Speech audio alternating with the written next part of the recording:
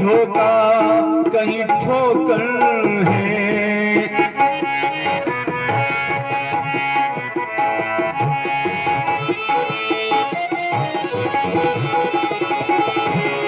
जो हंस हंस के जीता है इसमें वो जीता है रो रो कर।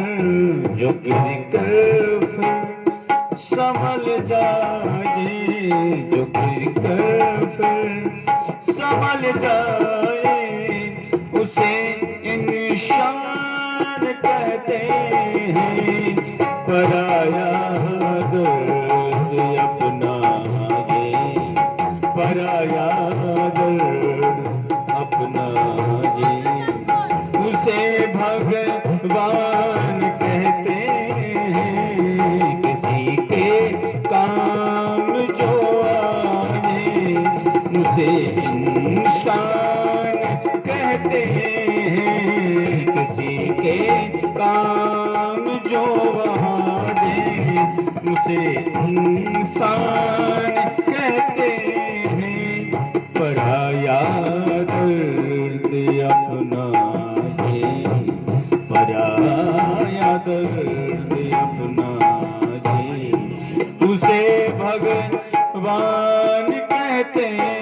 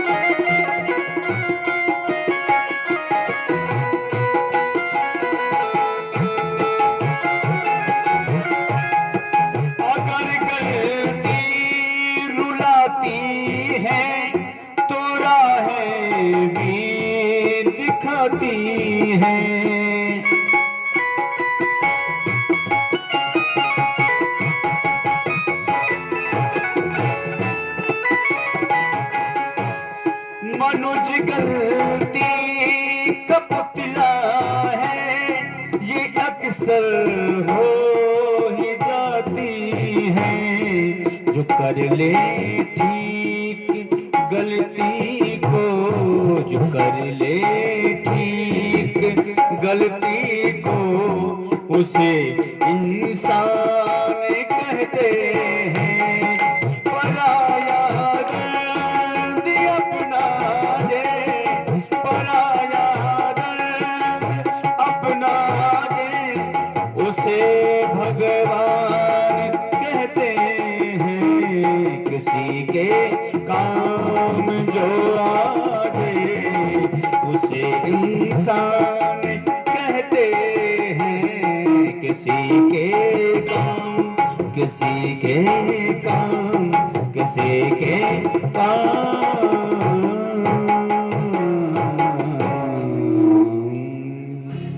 बोल श्याम सरकार की जय। आप सभी आरती के लिए खड़े हो जाएं, भागवत जी की आरती करेंगे।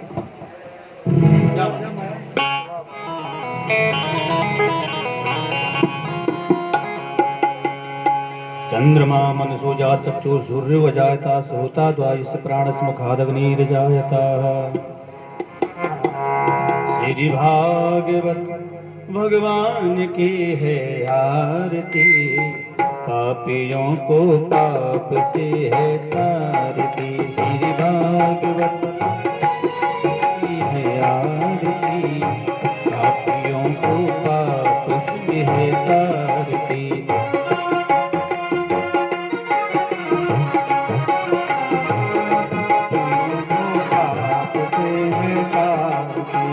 हमारी ग्रंथि ये मुक्ति पंथी, पंचम वेद निराला, तब ज्योत जगाने वाला। ये अमर ग्रंथ ये मुक्ति पंथ, ये पंचम वेद निराला, ज्योत जगाने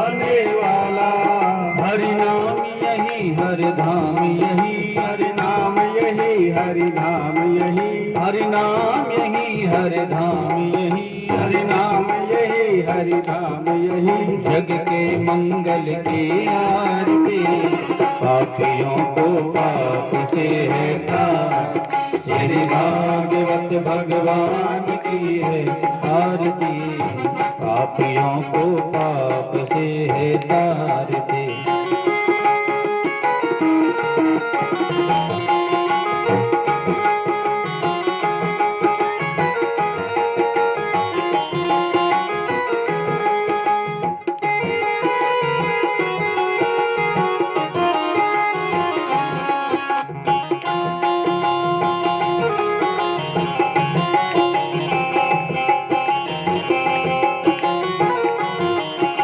शांति गीत पावन पुनीत, पापों को मिटाने वाला, हरि दर्श कराने वाला।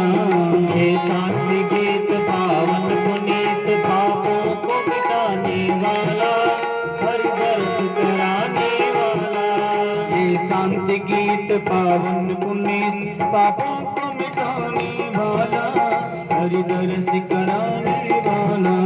हे शांति गीत पावन पुनीत, पापों को मिटाने वाला, हरि दर्श कराने वाला।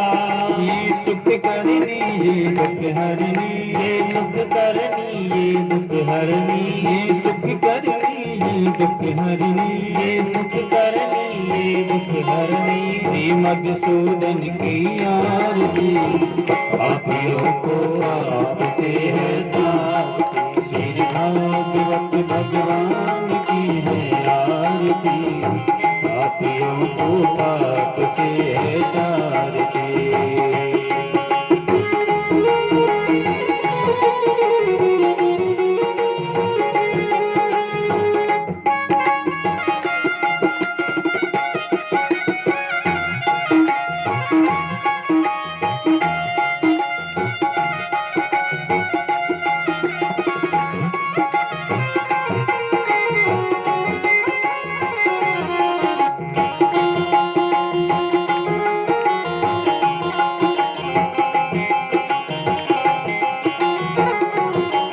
ये मधुर बोल जग पंथ को सन्मार्ग बताने वाला, बिगड़ी को बनाने वाला।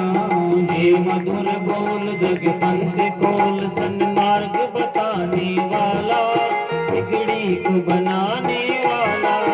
बिगड़ी को बनाने वाला, बिगड़ी को बनाने वाला।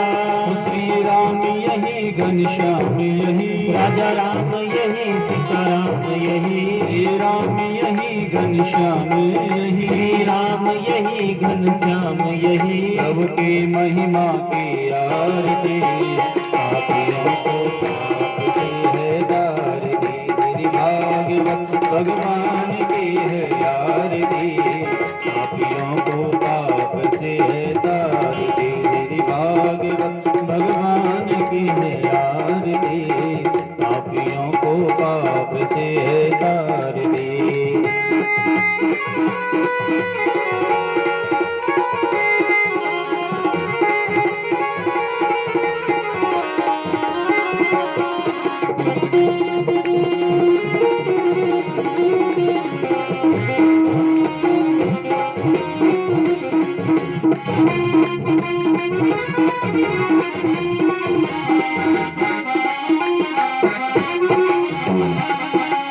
कर्पूरी गौरम करुणावतारम, संसारि सारम भुजगेन्द्रहारम, सदा वसंतं हृदयारविन्दं, भवं भवानी सहितं नमामि। त्वमेव माता च पिता त्वमेव, त्वमेव बन्धु च सखा त्वमेव, त्वमेव विद्या द्रविणं त्वमेव, त्वमेव सर्वं देवदेव।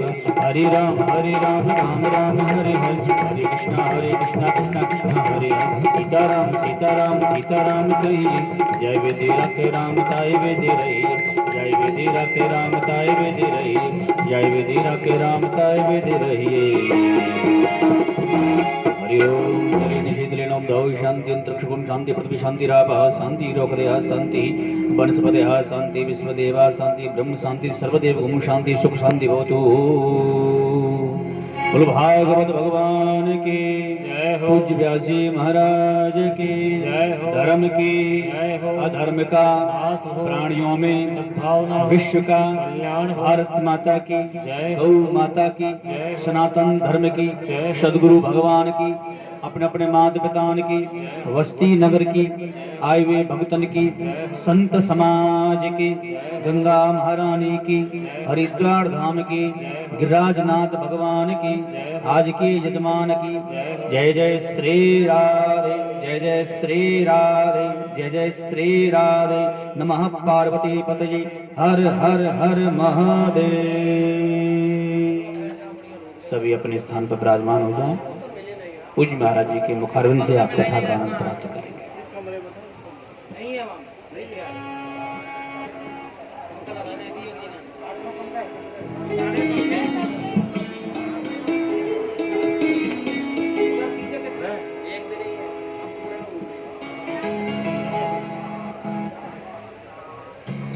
श्री वृंदावन बिहारी लाल की जय हो।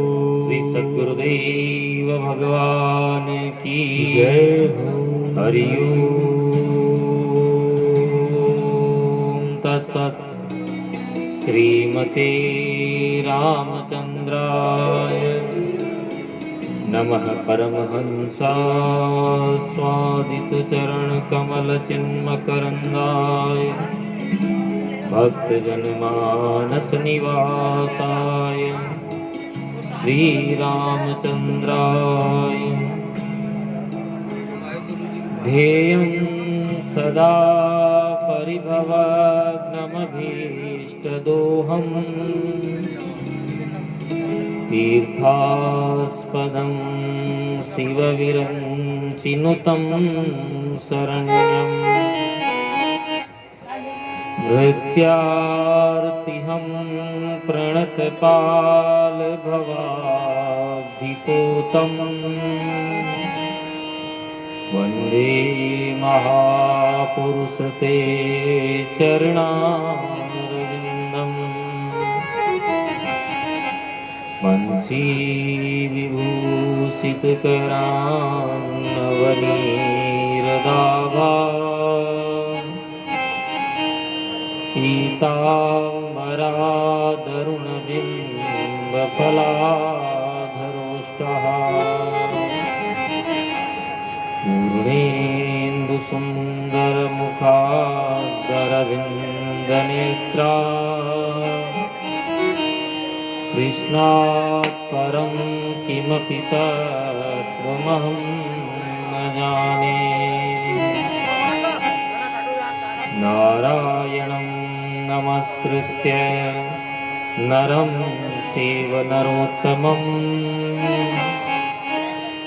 देवीं सरस्वती व्यासं ततो जयमुदीरये। अज्ञानतिमिरान्धस्य ज्ञानाञ्जनशलाकया चक्षुरुन्मीलितं येन तस्मै श्रीगुरवे नमः। सीतानाथसमारम्भा श्रीरामानन्दार्यमध्यमा अस्मदाचार्यपर्यन्ताम् वन्दे श्रीगुरुपरम्पराम्। यत्र यत्र रघुनाथकीर्तनं तत्र तत्र कृतमस्तकाञ्जलिम् वाष्पवारि परिपूर्णलोचनं मारुतिं नमत राक्षसान्तकम्। भक्त भक्ति भगवंत गुरु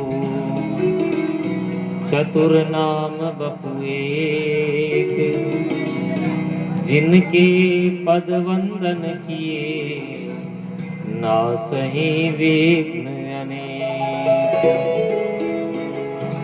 जय जय श्री राधा रमण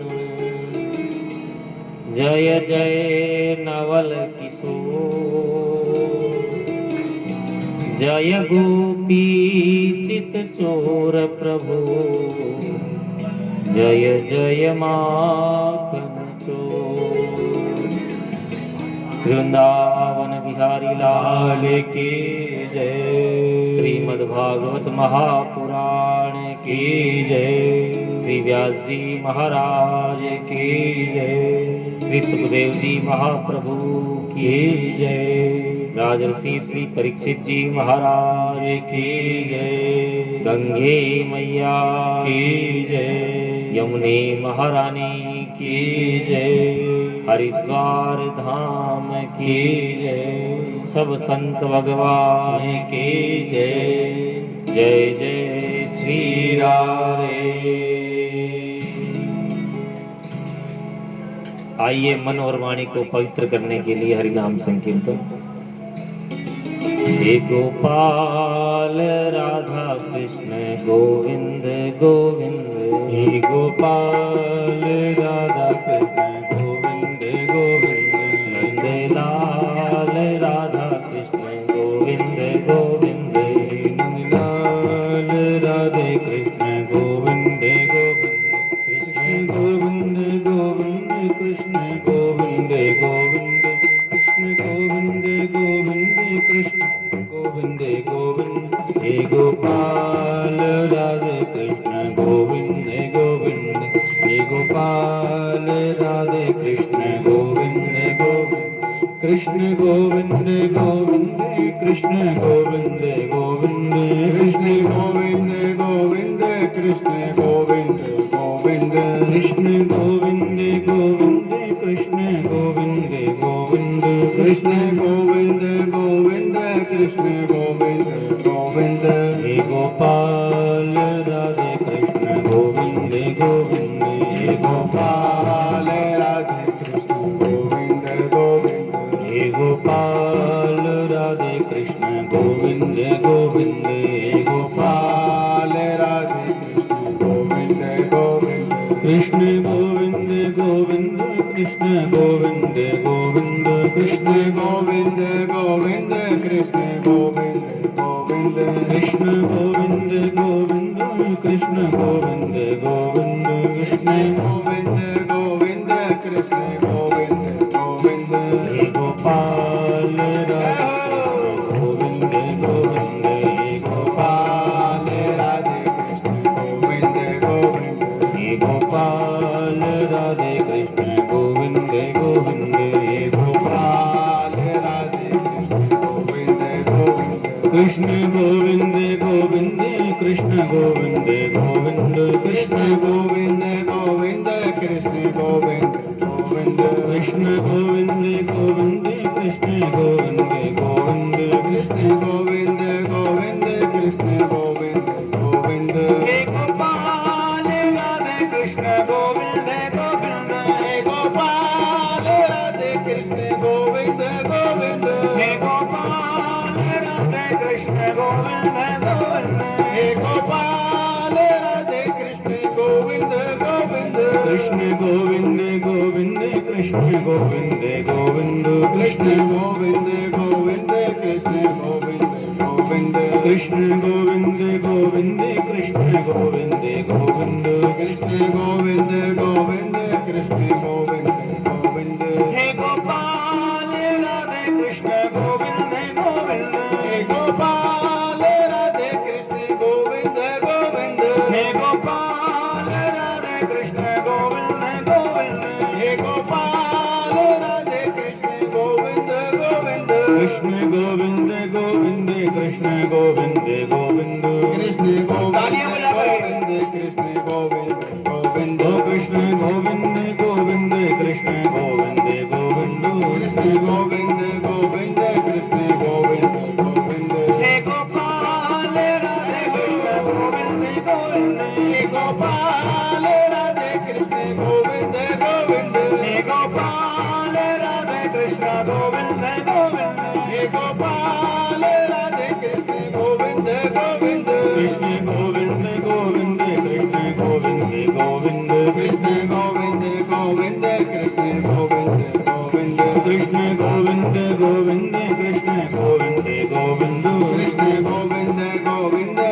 कृष्ण गोविंद गोविंद हे गोपाल राधे कृष्ण गोविंद गोविंद हे गोपाल राधे कृष्ण गोविंद गोविंद हे गोपाल राधे कृष्ण गोविंद गोविंद हे गोपाल राधे कृष्ण गोविंद गोविंद हे गोपाल राधे कृष्ण गोविंद गोविंद हे गोपाल राधे कृष्ण गोविंद गोविंद कृष्ण गोविंद गोविंद कृष्ण गोविंद गोविंद कृष्ण गोविंद गोविंद कृष्ण गोविंद गोविंद कृष्ण गोविंद गोविंद कृष्ण गोविंद गोविंद कृष्ण गोविंद गोविंद कृष्ण गोविंद गोविंद हे गोपाल राधे गोविंद गोविंद हे गोपाल राधे कृष्ण गोविंद गोविंद हे गोपाल राधे कृष्ण गोविंद गोविंद हे गोपाल राधे कृष्ण गोविंद गोविंद हे गोपाल राधे कृष्ण गोविंद गोविंद हे गोपाल राधे कृष्ण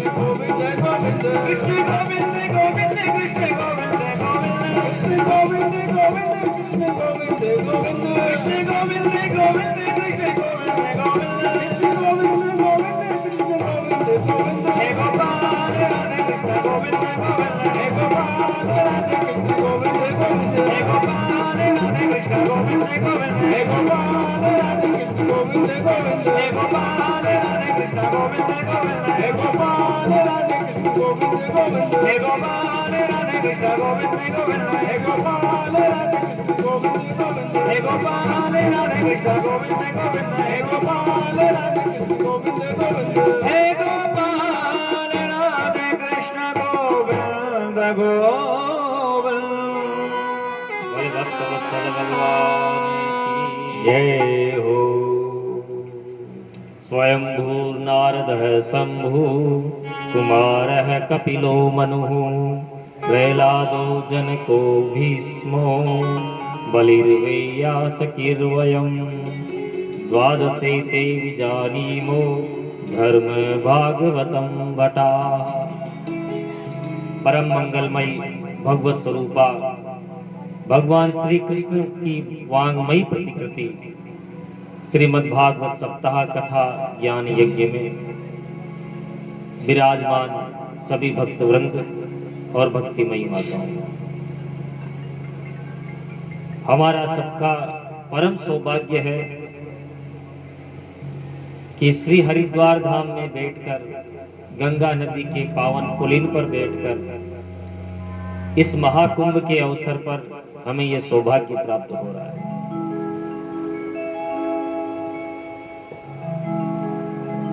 हम घर में कोई भी धार्मिक कृत्य करते हैं, उसकी अपेक्षा मंदिर में वो धार्मिक कार्य किया जाए तो उसका 10 गुना फल अधिक प्राप्त होता है। ऐसा स्कंद पुराण में वर्णित है।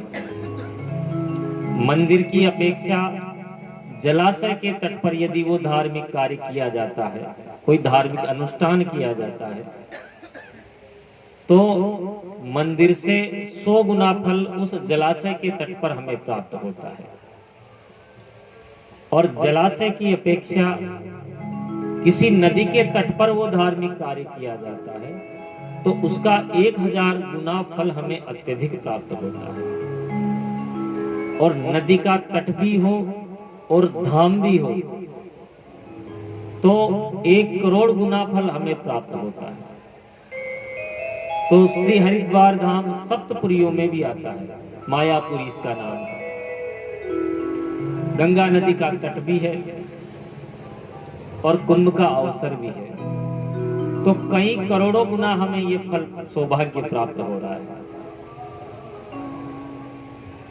हम भी अपने आप को परम सौभाग्यशाली मानते हैं कि इस छोटी सी अवस्था में, क्योंकि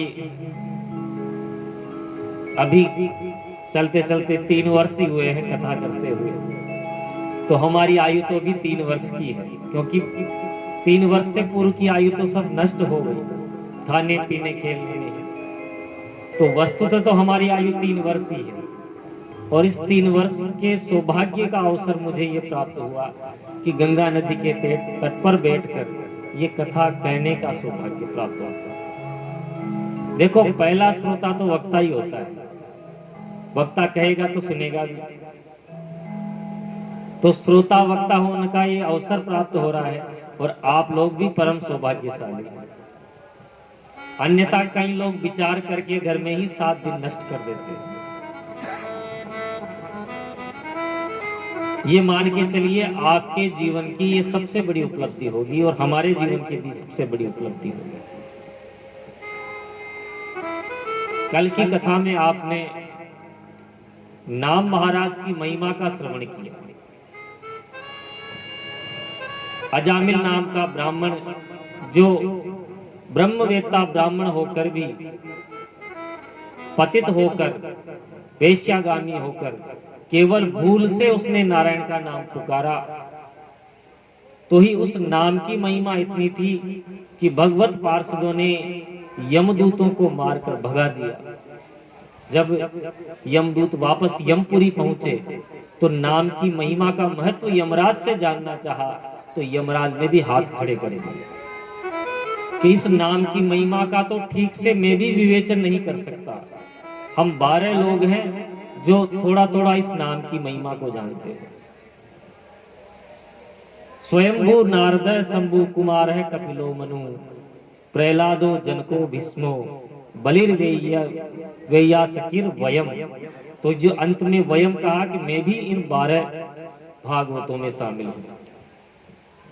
इसलिए वैष्णव लोग 12 तिलक धारण करते हैं।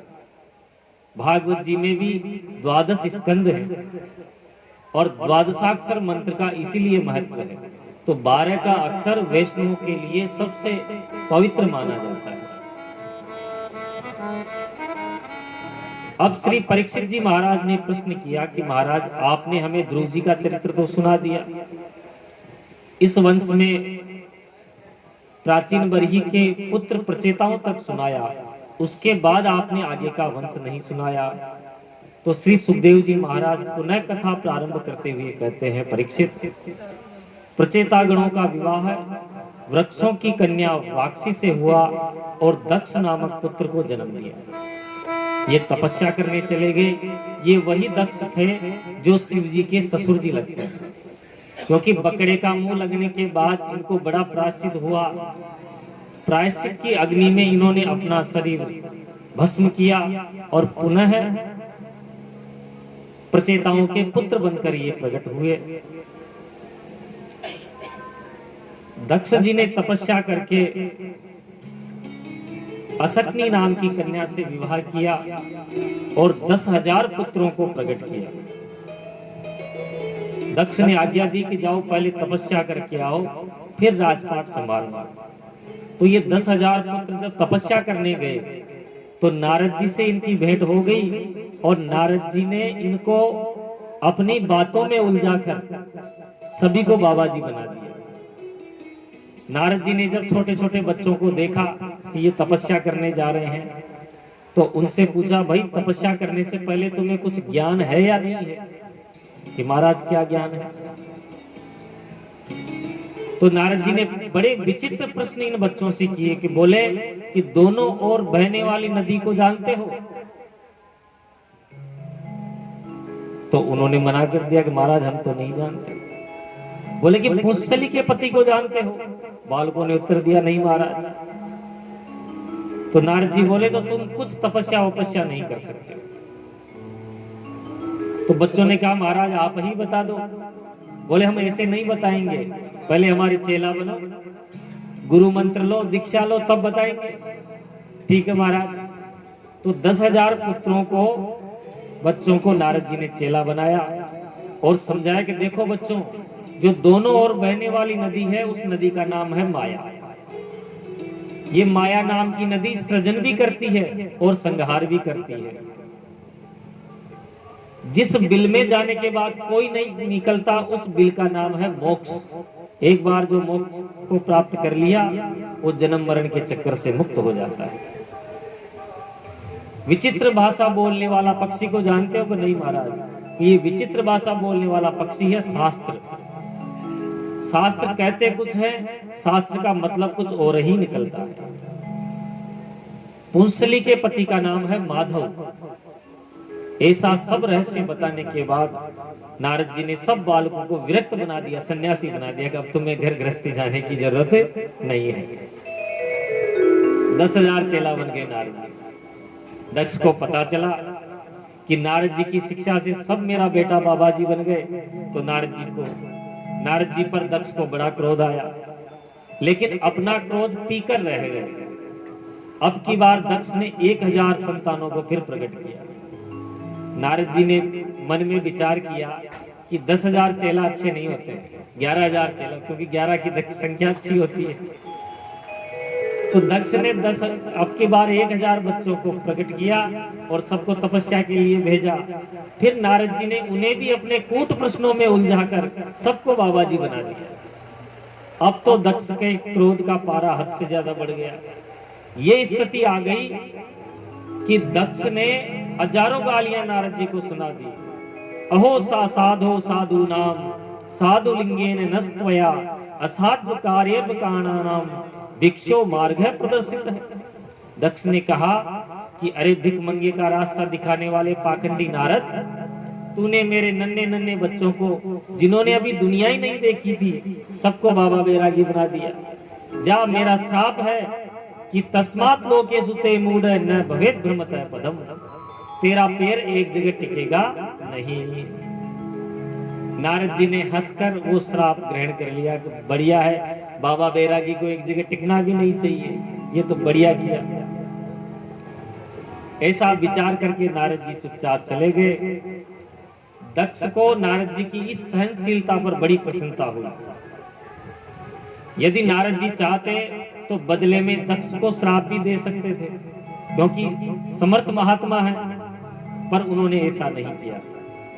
अब की बार दक्ष ने 60,000 कन्याओं को प्रकट किया और दक्ष की इन्हीं 60,000 कन्याओं से 60 कन्याओं से सृष्टि का विस्तार हुआ। इन 60 कन्याओं में से 13 कन्याएं कश्यप जी को ब्याही गई। दिति, अदिति, दनु, काष्ठा, सुरसा, इला, ताम्रवती, कद्रु, विनीता आदि ये सब दक्ष की पुत्री थी और कश्यप जी की पत्नी बनी। दिति नामक जो बेटी थी दक्ष की, वो असुरों को ब्याही गई और दिति से असुर प्रकट हुए और अदिति से देवता प्रकट हुए। दिति की रचना नाम की बेटी थी, इनका विवाह त्वष्टा मुनि के साथ हुआ। इनके 2 बेटा हुए, विश्वरूप और सन्निवेश। विश्वरूप ब्रह्म ज्ञानी थे और इतना अद्भुत ज्ञानी थे कि देवताओं का पुरोहित बनना पड़ा। परीक्षित जी ने प्रश्न किया, महाराज देवताओं के पुरोहित तो बृहस्पति हैं, फिर त्वष्टा के पुत्र विश्वरूप को पुरोहित कैसे बनाया?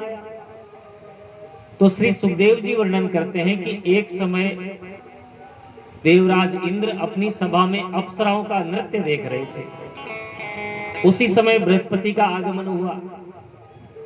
तो देवराज इंद्र को शिष्टाचार के अनुसार तो खड़ा होकर अपने गुरुजी का स्वागत करना चाहिए, परंतु उन्होंने विचार किया कि गुरुजी तो रोज ही आते हैं और इन अप्सराओं का क्या मधुर नृत्य चल रहा है, यदि मैं गुरुजी का स्वागत करूंगा तो इनका ये थोड़ा विलोम हो जाएगा, छूट जाएगा नृत्य। तो इन्होंने गुरुजी को देखकर भी अनदेखा कर दिया। फलस्वरूप बृहस्पति जी कुपित हुए, कहा कुछ नहीं, चुपचाप चले गए और जाकर एकांत में चले गए, किसी को मिले ही नहीं। इंद्रदेव ने खूब ढूंढा, परंतु गुरुजी का कोई अता पता नहीं चला। अब बिना पुरोहित के देवताओं का काम चले नहीं, तो क्या किया जाए? मंत्रणा हुई तो त्वष्टा ऋषि के पुत्र विश्वरूप, ये बड़े ब्रह्मज्ञानी थे, तो इन्हें ही पुरोहित का पद देने के लिए देवराज इंद्र आए। तो पहले तो त्वष्टा इन्होंने विश्वरूप ने मना कर दिया कि देखो पुरोहित कर्म करने से ब्रह्म तेज नष्ट हो जाता है, इसलिए इन्होंने मना कर दिया। परंतु खूब समझाया तो ये मान गए। पुरोहित बनते ही सर्वप्रथम इंद्र को नारायण कवच का उपदेश दिया। श्रीमद् भागवत के 6ठे स्कंद में नारायण कवच आता है। इसकी बड़ी महिमा है महाराज। जो इस नारायण कवच के पाठ करता है, 3 पाठ करने का महत्व है, प्रातःकाल, मध्याह्न और संध्या काल, तो उसके ऊपर तंत्र मंत्र यंत्र कुछ भी प्रभाव नहीं रहता। हमने तो अभी कोरोना काल में इस नारायण कवच का बड़ा अनुभव किया है।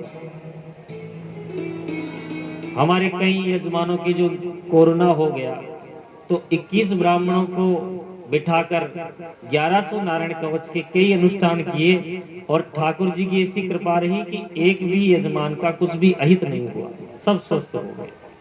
इतनी महिमा है नारायण कवच। नारायण कवच में आता है कि कौशिक मुनि इस नारायण कवच का नित्य पाठ करते थे और उनका शरीर छूट गया और जमीन में वो शरीर दब गया जंगल में। चित्ररथ नाम का गंधर्व अपना विमान लेकर आकाश मार्ग में जा रहा था, तो एक स्थान पर आकर उसका वो विमान नीचे टपक पड़ा। तो वहां पर बाल्यखल्य ऋषि थे, उनसे पूछा, महाराज मेरे विमान में कोई गड़बड़ नहीं है, फिर ये विमान अचानक नीचे क्यों गिरा? तो उन्होंने बताया कि इस स्थान पर कौशिक मुनि नारायण कवच का पाठ करते थे, इसलिए इस स्थान पर इतनी महिमा हो गई। मिट्टी हटाई तो कौशिक मुनि की अस्थियां निकली, उन अस्थियों को नदी में प्रवाहित किया, उसके बाद विमान उसके ऊपर से जाने लगा। इतना महत्व है नारायण कवच का। देखो, पाठ हम सबको करने चाहिए और संस्कृत में ही करने चाहिए। कई लोग कहते हैं हमें संस्कृत नहीं आती, अशुद्ध उच्चारण हो जाएगा तो अनिष्ट हो जाएगा। छोटा सा बालक जब तोतरी भाषा में बोलता है तो वो शुद्ध थोड़ी बोलता है, वो अशुद्ध ही बोलता है, लेकिन उसके बोलने से माता पिता कितना प्रसन्न होते हैं। वैसे ही यदि हमें शुद्ध संस्कृत नहीं भी आती है तो भी हमें धीरे धीरे अभ्यास करना चाहिए। भगवान हमारे माता पिता ही तो हैं। रोज कहते हैं तुम्हें माता च पिता तुम्हें।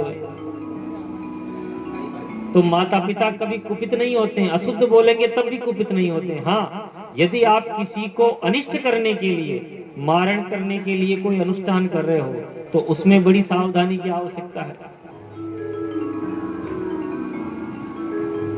हमें मारण मोहन उच्चाटन तो करना ही नहीं है, हमें तो भगवान को प्रसन्न करना है। तो भगवान तो हमारी तोतरी भाषा में अवश्य प्रसन्न होंगे। राम रक्षा स्तोत्र लो, चाहे गजेंद्र मोक्ष लो, चाहे आदित्य हृदय स्तोत्र लो, चाहे नारायण कवच लो, नित्य पाठ करने चाहिए।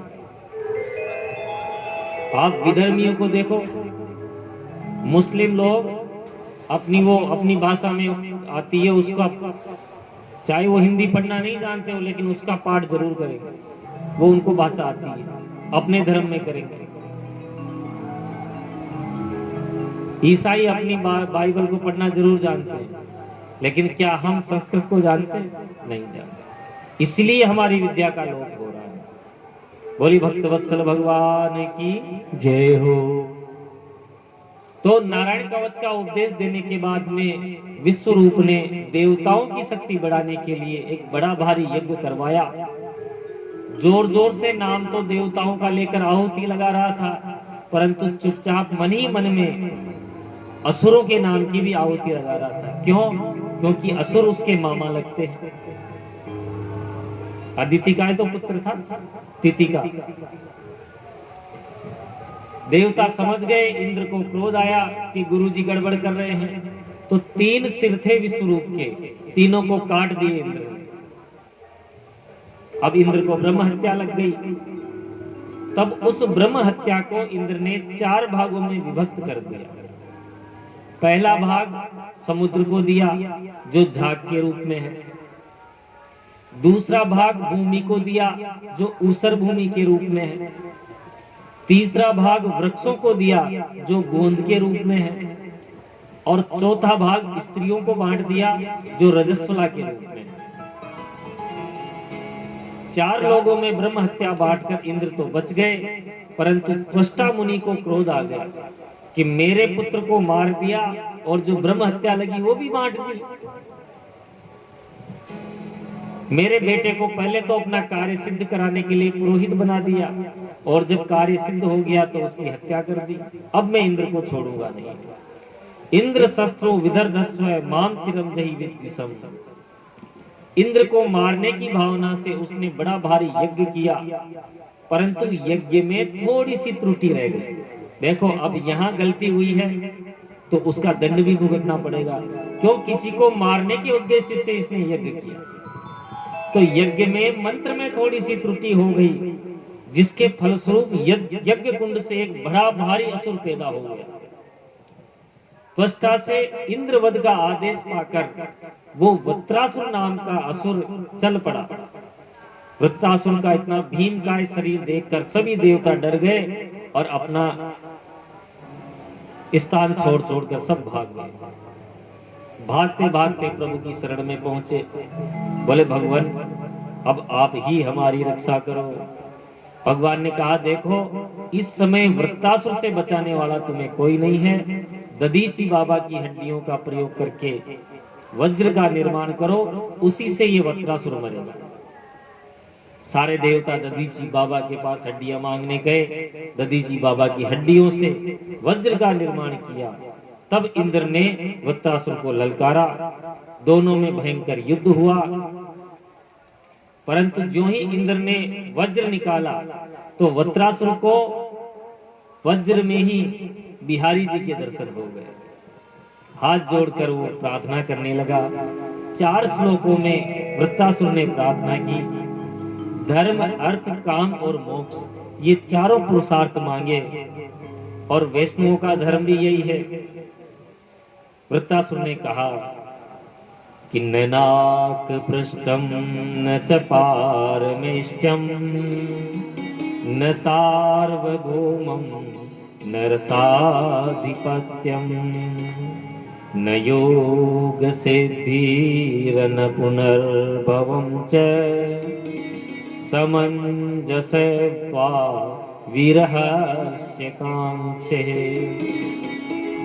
वृत्रासुर कहता है महाराज मुझे आपका दास नहीं बनना, आपके दासों का दास बनना है, दासानुदास बनना है। हे प्राणनाथ मेरी तो एक ही प्रार्थना है कि मेरा मन सदा आपका स्मरण करे, ये वाणी सदा आपके गुण गाए, इस वाणी से सदा आपकी महिमा का गुणगान होता रहे और इस शरीर से सदा आपकी सेवा होती रहे। वृत्रासुर कहते हैं कि हे निखिल सौभाग्य निधे प्रभु न नाक पृष्ठम न च पारमेष्टम, मुझे स्वर्ग नहीं चाहिए तो मुझे बैकुंठ भी नहीं चाहिए, और न मुझे मोक्ष चाहिए, तो क्या चाहिए कि मुझे आपका स्मरण सदा होता रहे, बस यही कामना है। मेरी बुद्धि सदैव आपका स्मरण करती रहे। कैसे स्मरण करे कि अजात पक्षा इव मातरम खगा स्तयं यथा वत्सरा क्षुधार्ताः। अजात पक्षा इव मातरम खगा, जैसे एक चिड़िया का बच्चा घोंसले में अपनी माँ को निरंतर याद करता रहता है। भगवान ने कहा कि ये तो भय का वजन हो रहा है, क्योंकि जब तक माँ घोंसले में नहीं रहती बच्चों को भय बना रहता है। तो दूसरा दृष्टांत दिया, यथा संवत्सराः क्षुधार्ताः, जैसे वन में गाय चरने गई हुई हो तो उसका बछड़ा घर पर रंभाता रहता है, उसको याद करता रहता है। भगवान ने कहा ये तो भूख का वजन हो रहा है? भाई बच्चा भूखा है इसलिए माँ को याद कर रहा है, दूध पिएगा तो फिर याद नहीं करेगा माँ को। तो तीसरा दृष्टांत किया, प्रियम प्रियेव व्यतीतम विशस्नः, जैसे एक प्रियतमा अपने एक प्रिय को जो परदेश में गया हुआ है उसको निरंतर स्मरण करती रहती है। नया नया विवाह हुआ है, पति परदेश जा रहे हैं, बोले महाराज कब लौटेंगे? कि 10 दिना में लौटेंगे। अब वो पढ़ी लिखी नहीं थी, बोले 10 दिन कितने होते हैं? तो उसने दीवार पर 10 रेखाएं खींच दी कि नित्य सूर्योदय पर एक रेखा मिटा देना, जब ये रेखा पूरी मिट जाएगी तो मैं आ जाऊंगा। तो वो प्रियतमा प्रातः काल उठते ही विरह की कामना से एक एक रेखाएं मिटाती जाती है। जो जो रेखाएं कम होती जाती है त्यों त्यों उसका विरह बढ़ता चला जाता है और जब एक रेखा बची तो उसका धैर्य खो गया। जैसे ही आहट होती है दरवाजे की ओर भागती है, ऐसे ही प्रतिक्षण प्रभु मैं आपको ही स्मरण करता रहूं। वृत्तासुर की इस भावना से भगवान प्रसन्न हो गए और इंद्र भी प्रसन्न हो गए। इंद्र सुनकर गदगद हो गया कि ये रणभूमि के अंदर तो भगवान की इतनी सुंदर प्रार्थना करता है। अंत में इंद्र ने भी वृत्तासुर की सराहना की कि हे दानव, हे असुर, अहो दानव सिद्धोसी यस्य ते मतिरिद्रसी। इंद्र बोले, हे दानवराज, तुम सचमुच धन्य हो जो रणभूमि में तुम्हारे ऐसे पावन विचार बने हुए हैं। इतने में ही वृत्तासुर का आसुरी भाव जागृत हो गया और इंद्र को ही गटक गया पेट में। इंद्र को ही गप कर गया। चूंकि इंद्र पर नारायण कवच का प्रभाव था इसलिए मरा नहीं। पेट में बैठे बैठे ही वज्र से वृत्तासुर का पेट चीरता रहा और 1 साल में बाहर आया। वृत्तासुर का अंत हुआ। तब परीक्षित ने पूछा, महाराज, ये वृत्तासुर कौन था जो रणभूमि में भी भगवान का स्मरण कर रहा था?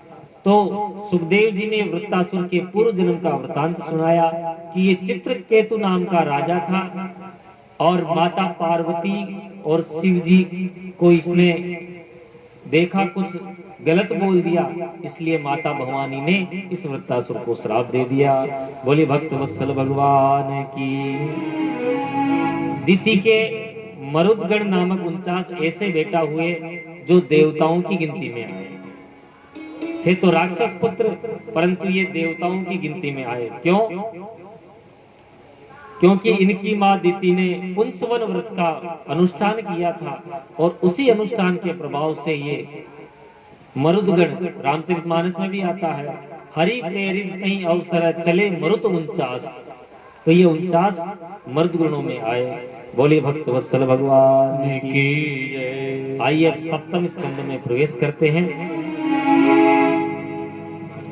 मेरी सिर पे रख दो काना, अपने दोनों हाथ, अरे देना हो तो दीजिए जन्म जन्म का साथ, देना हो तो दीजिए जन्म जन्म का साथ। मेरे सिर पे रख दो काना, मेरे सिर पे रख दो काना, अपने दोनों हाथ, देना हो तो दीजिए जन्म जन्म का साथ, देना हो तो दीजिए जन्म जन्म का साथ।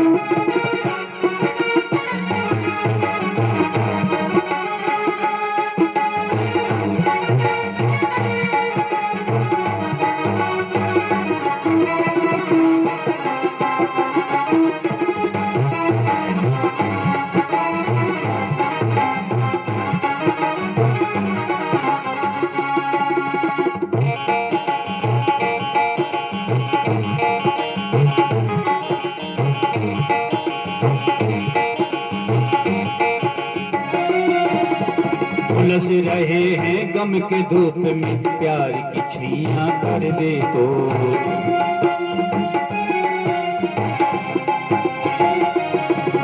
झुलस रहे हैं गम के धूप में, प्यार की छैया कर दे तो। बिन पानी के नाव चले ना, अब पतवार पकड़ ले तो।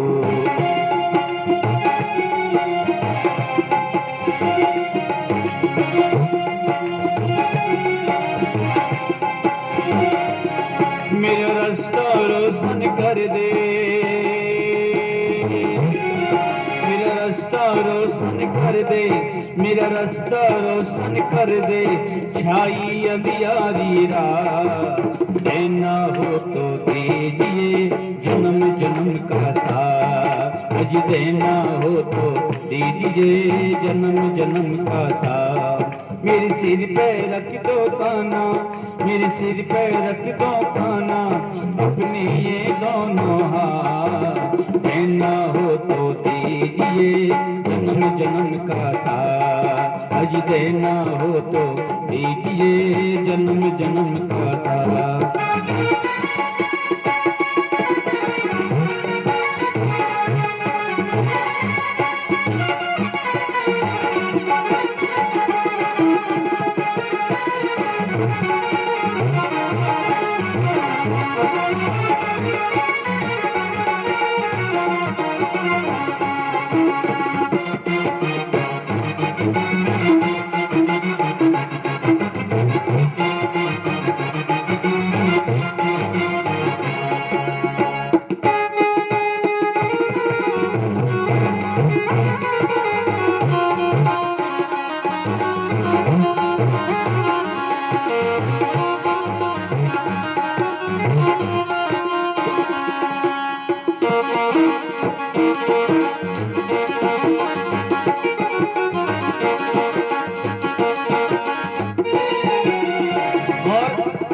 इसी जन्म में सेवा देकर बहुत बड़ा एहसान किया।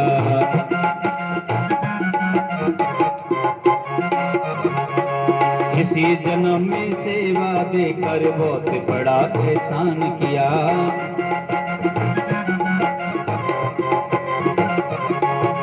तू ही सर्वेश्वर है कान्हा, हमने तुझे पहचान लिया।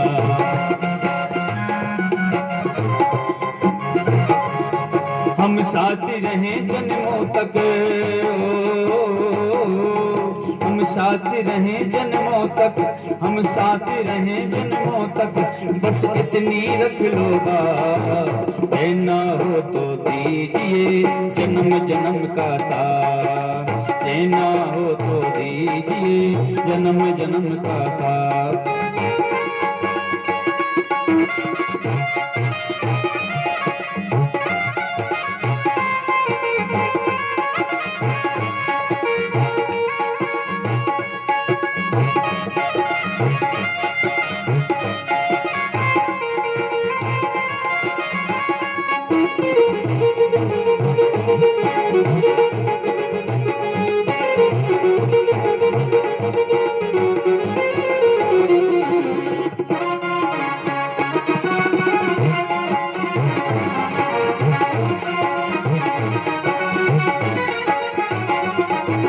सुना है हमने शरणागत को अपने गले लगाते हो,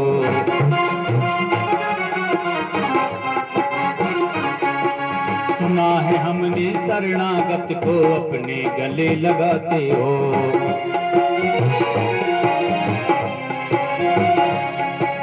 ऐसा हमने क्या मांगा जो देने से कतराते हो।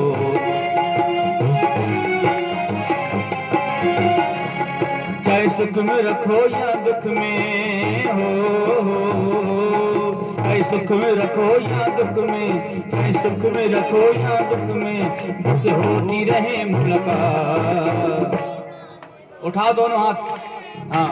और देना हो तो दीजिए जन्म जन्म का साथ, आज देना हो तो दीजिए जन्म जन्म का साथ।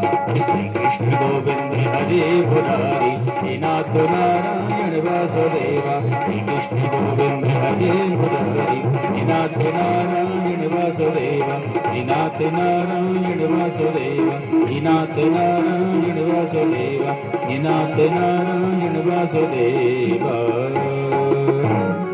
बोले भक्तवत्सल भगवान की जय।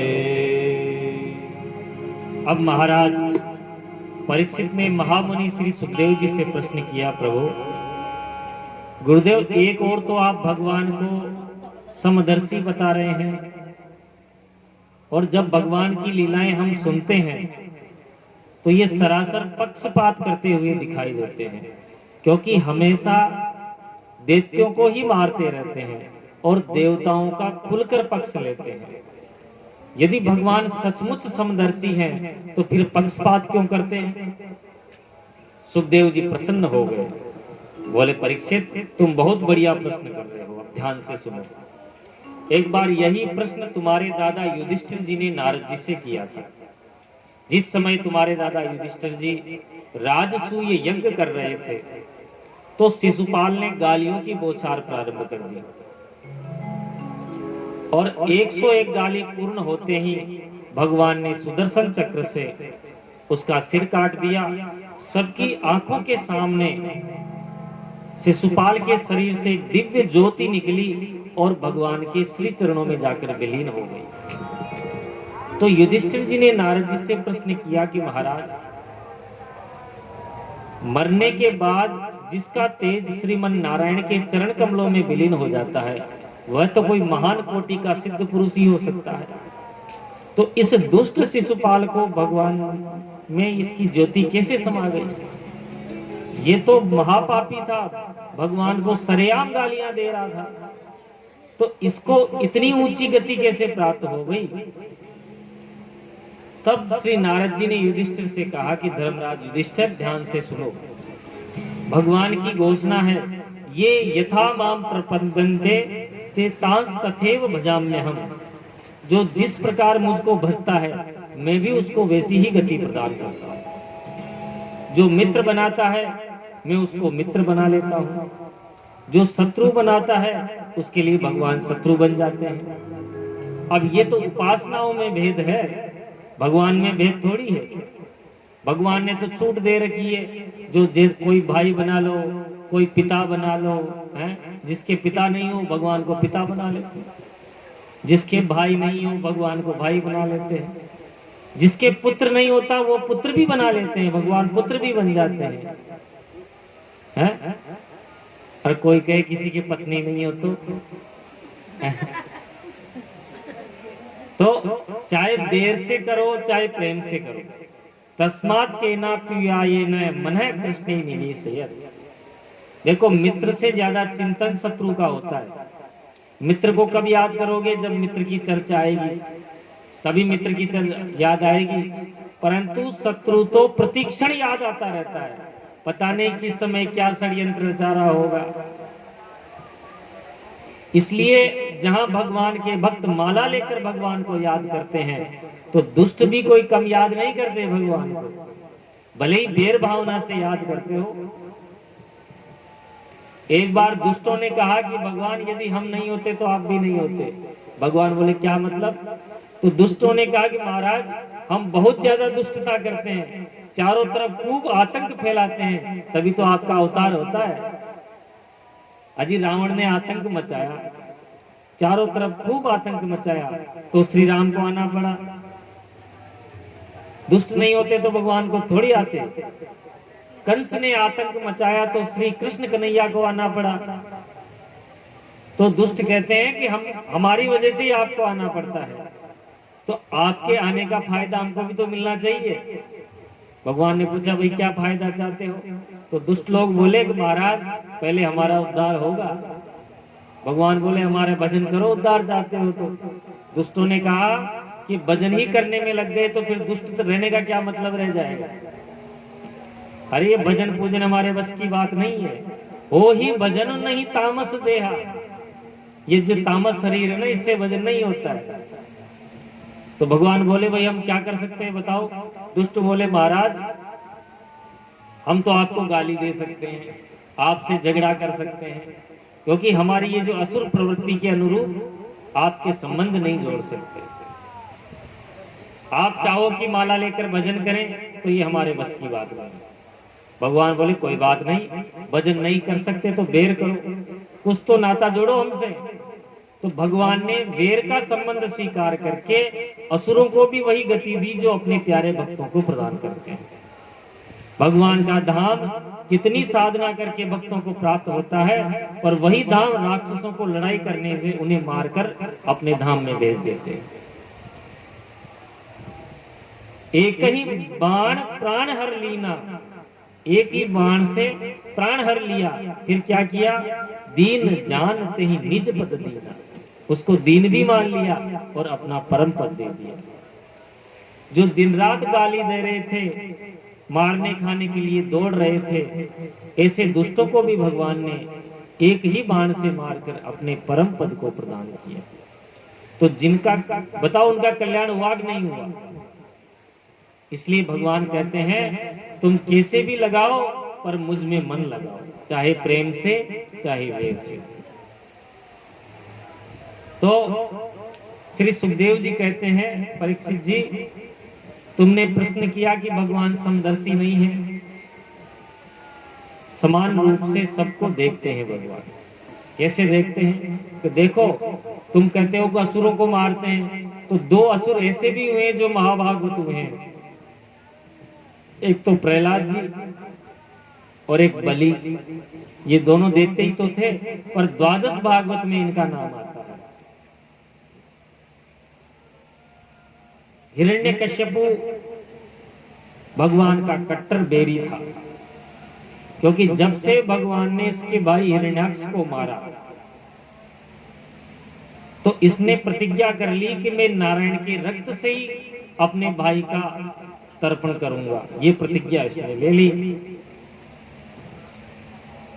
भयंकर तपस्या की हिरण्यकश्यपु ने, न भूतो न भविष्यति, इतनी बड़ी तपस्या की कि सारे शरीर में दीमक लग गई। ब्रह्मा जी प्रकट होकर बोले वरम ब्रूया, तो हाथ जोड़कर मांगता है महाराज मुझे अमर बना दो। ब्रह्मा जी बोले भैया अमर तो हम ही नहीं है, तुझे अमर कैसे बनाए, इसके अतिरिक्त तो कुछ भी मांग ले। तो इसने वरदानों की छड़ी लगा दी। बोले न भीतर मरूं न बाहर मरूं, न ऊपर मरूं न रात नीचे मरूं, न दिन में मरूं न रात में मरूं, आपकी बनाई हुई सृष्टि में किसी से नहीं मरूं, 12 महीनों में से किसी से नहीं मरूं, न अस्त्र से मरूं न शस्त्र से मरूं, न आदमी से मरूं न जानवर से मरूं। विधाता बोले बस कर भाई, कितना मारे मांगेगा। महाराज आपने कहा था देना हो तो ये दो। ब्रह्मा जी बोले भाई तेरी जैसी तपस्या करने वाला भी नहीं देखा, जा तुझे पूरे वरदान देता हूं। तो जैसा मांगा हिरण्यकश्यप ने, ब्रह्मा जी ने उतने ही वरदान उसको दे दिए। अब तो महाराज इसने तो अपनी पूरी खोपड़ी लगा ली वर मांगते मांगते कि मैं तो अब अमर ही हो गया। तो दिग्विजय करता हुआ समस्त देवी देवताओं को बंदी बना लिया इसने। इंद्र से झाड़ू लगवाता, वरुण से पानी भरवाता, सारे देवता इसकी दास्ता करने लगे। तो भगवान से रोते हुए प्रार्थना करने लगे हे प्रभु इस दुष्ट से हमारा पिंड कब छूटेगा। भगवान बोले चिंता मत करो, समय की प्रतीक्षा करो, इसके पुत्र होगा और इसके पुत्र को एक ग्रह लगेगा। कौन सा? कृष्ण ग्रह ग्रहित मानसा, कृष्ण नाम का ग्रह लग जाएगा। थोड़े समय बाद में इसके 4 पुत्र हुए, आलाद, अनुलाद, संलाद और प्रहलाद। सबसे छोटे प्रहलाद जी हुए। प्रहलाद जी को बचपन से ही कृष्ण नाम का ग्रह लग गया, वो टेढ़ी टांग वाला चित्त में चिपक गया। अब प्रहलाद जी थोड़े से बड़े हुए, 5 वर्ष के, तो हिरण्यकश्यप ने इसको विद्यालय में पढ़ने के लिए भेजा। कौन से विद्यालय में? हिरण्यकश्यप दानव विश्वविद्यालय, जहां राक्षस नीति सिखाई जाती है। और वहां जो कुलपति थे वो शुक्राचार्य जी के 2 पुत्र थे, संड और अर्मक जी, संडामर्क, जो दानव नीति इनको सिखाते थे। अब गुरुजी पढ़ाते कुछ और ये पढ़ते कुछ। गुरुजी का पढ़ाया रट कर वापस सुना भी देते, पर उसको मनन नहीं करते। गुरुजी को लगा भाई बढ़िया विद्यार्थी है, जो पढ़ाता हूं वो सुना भी देता है, परंतु ये मनन नहीं करते। थोड़े दिनों बाद में हिरण्यकश्यप अपने पुत्र से मिलने आया, अपनी गोदी में बैठाया और बोला बेटा सबसे बढ़िया बात तूने कौन सी सीखी। अब प्रहलाद जी ने मन में सोचा कि गुरुजी तो गलत गलत बात सिखाते हैं, परंतु पिताजी बढ़िया बात पूछ रहे हैं तो बढ़िया ही बताएंगे। तो बोले पिताजी हमने एक ही बढ़िया पाठ सीखा है, तत्साधु मन्ये सुरवर्य देहि नाम सदा समुदिग्न धियाम सद्गहा हित्वात्मपातम ग्रह अंधकूपम वनम गतो यरिमाश्रये। पिताजी ये गृहस्थ तो अंधकूप के समान है, कुआं में कोई गिर जाए तो कोई न कोई बचाने आ जाएगा, पानी भरने वाला, पर अंध कुआं में कोई गिर जाए तो कोई बचाने वाला ही नहीं है। जंगल में कुएं होते हैं, उनमें कोई आता जाता नहीं है, क्योंकि जंगल की झाड़ियां उसमें लटकी रहती है। तो ऐसे अंध कुएं में कोई गिर जाए तो कोई आने जाने वाला नहीं है, निकालेगा कौन? इसलिए ये गृहस्थ तो अंध कुआं है। कोई निकलने की भी चेष्टा करे तो दूसरे जीव, उसके परिवार वाले उसका पैर पकड़कर खींचने लग जाते हैं कि कहां बाबा जी बन रहा है, वापस आ घर में। पहले तो घर में किसी को बैराग्य होता नहीं है। बताओ कोई गृहस्थ आदमी को बैराग्य जागृत होता है क्या? और यदि कदाचित बैराग्य जागृत हो भी जाता है तो माता पिता ही पैर पकड़ के खींच लेते हैं कि बेटा अभी तो विवाह हुआ है, बच्चे हुए हैं, इनकी पूरी जिम्मेदारी निभानी है। तो बुद्धिमान वही है कि गृहं त्यक्ता वनम गतेत, घर को छोड़कर वन को चला जाए। कौन से वन को? वनम वृंदावनम गत यत श्री हरिरम श्री कृष्णम आश्रय, वृंदावन को चला जाए। अब इतना सुनते ही तो हिरण्यकश्यप की आंखें लाल पीली हो गई। ये मेरा नन्हा सा बच्चा मुझे ही प्रवचन सुना रहा है, तो छोटा बच्चा है, इसकी तो कोई गलती है नहीं, क्योंकि जो सिखाएगा वही तो बोलेगा। तो बेटा जाओ अपने गुरुजी को भेजो मेरे पास। प्रहलाद जी गए, गुरुजी आपको पिताजी याद कर रहे हैं। संडा अर्मक जी आए, कहो सरकार अचानक कैसे आना हुआ? हिरण्यकश्यप बोला वो तो बाद में बताऊंगा, पहले बताओ मेरे बेटे को आजकल तुम पढ़ा क्या रहे हो? पुरोहित बोले सरकार आपने जो शिक्षा नीति निर्धारण करी है हमारे वहां वही सब पढ़ाई होती है। हिरण्यकश्यप बोला कि मूर्खों, मेरा बच्चा आज मेरी गोद में बैठकर मुझे सिखा रहा है पिताजी गृह अंधकूपम, ये घर तो अंधा कुआ है, ग्रस्त हो, घर छोड़कर बाबा जी बन जाओ। अब तो संडा रमक जी थर थर कांप गए। बोले महाराज हम आपकी सौगंध खाते हैं, हमारे विद्यालय में ऐसा एक भी कोर्स नहीं है, ऐसी कोई पुस्तक नहीं पढ़ाई जाती।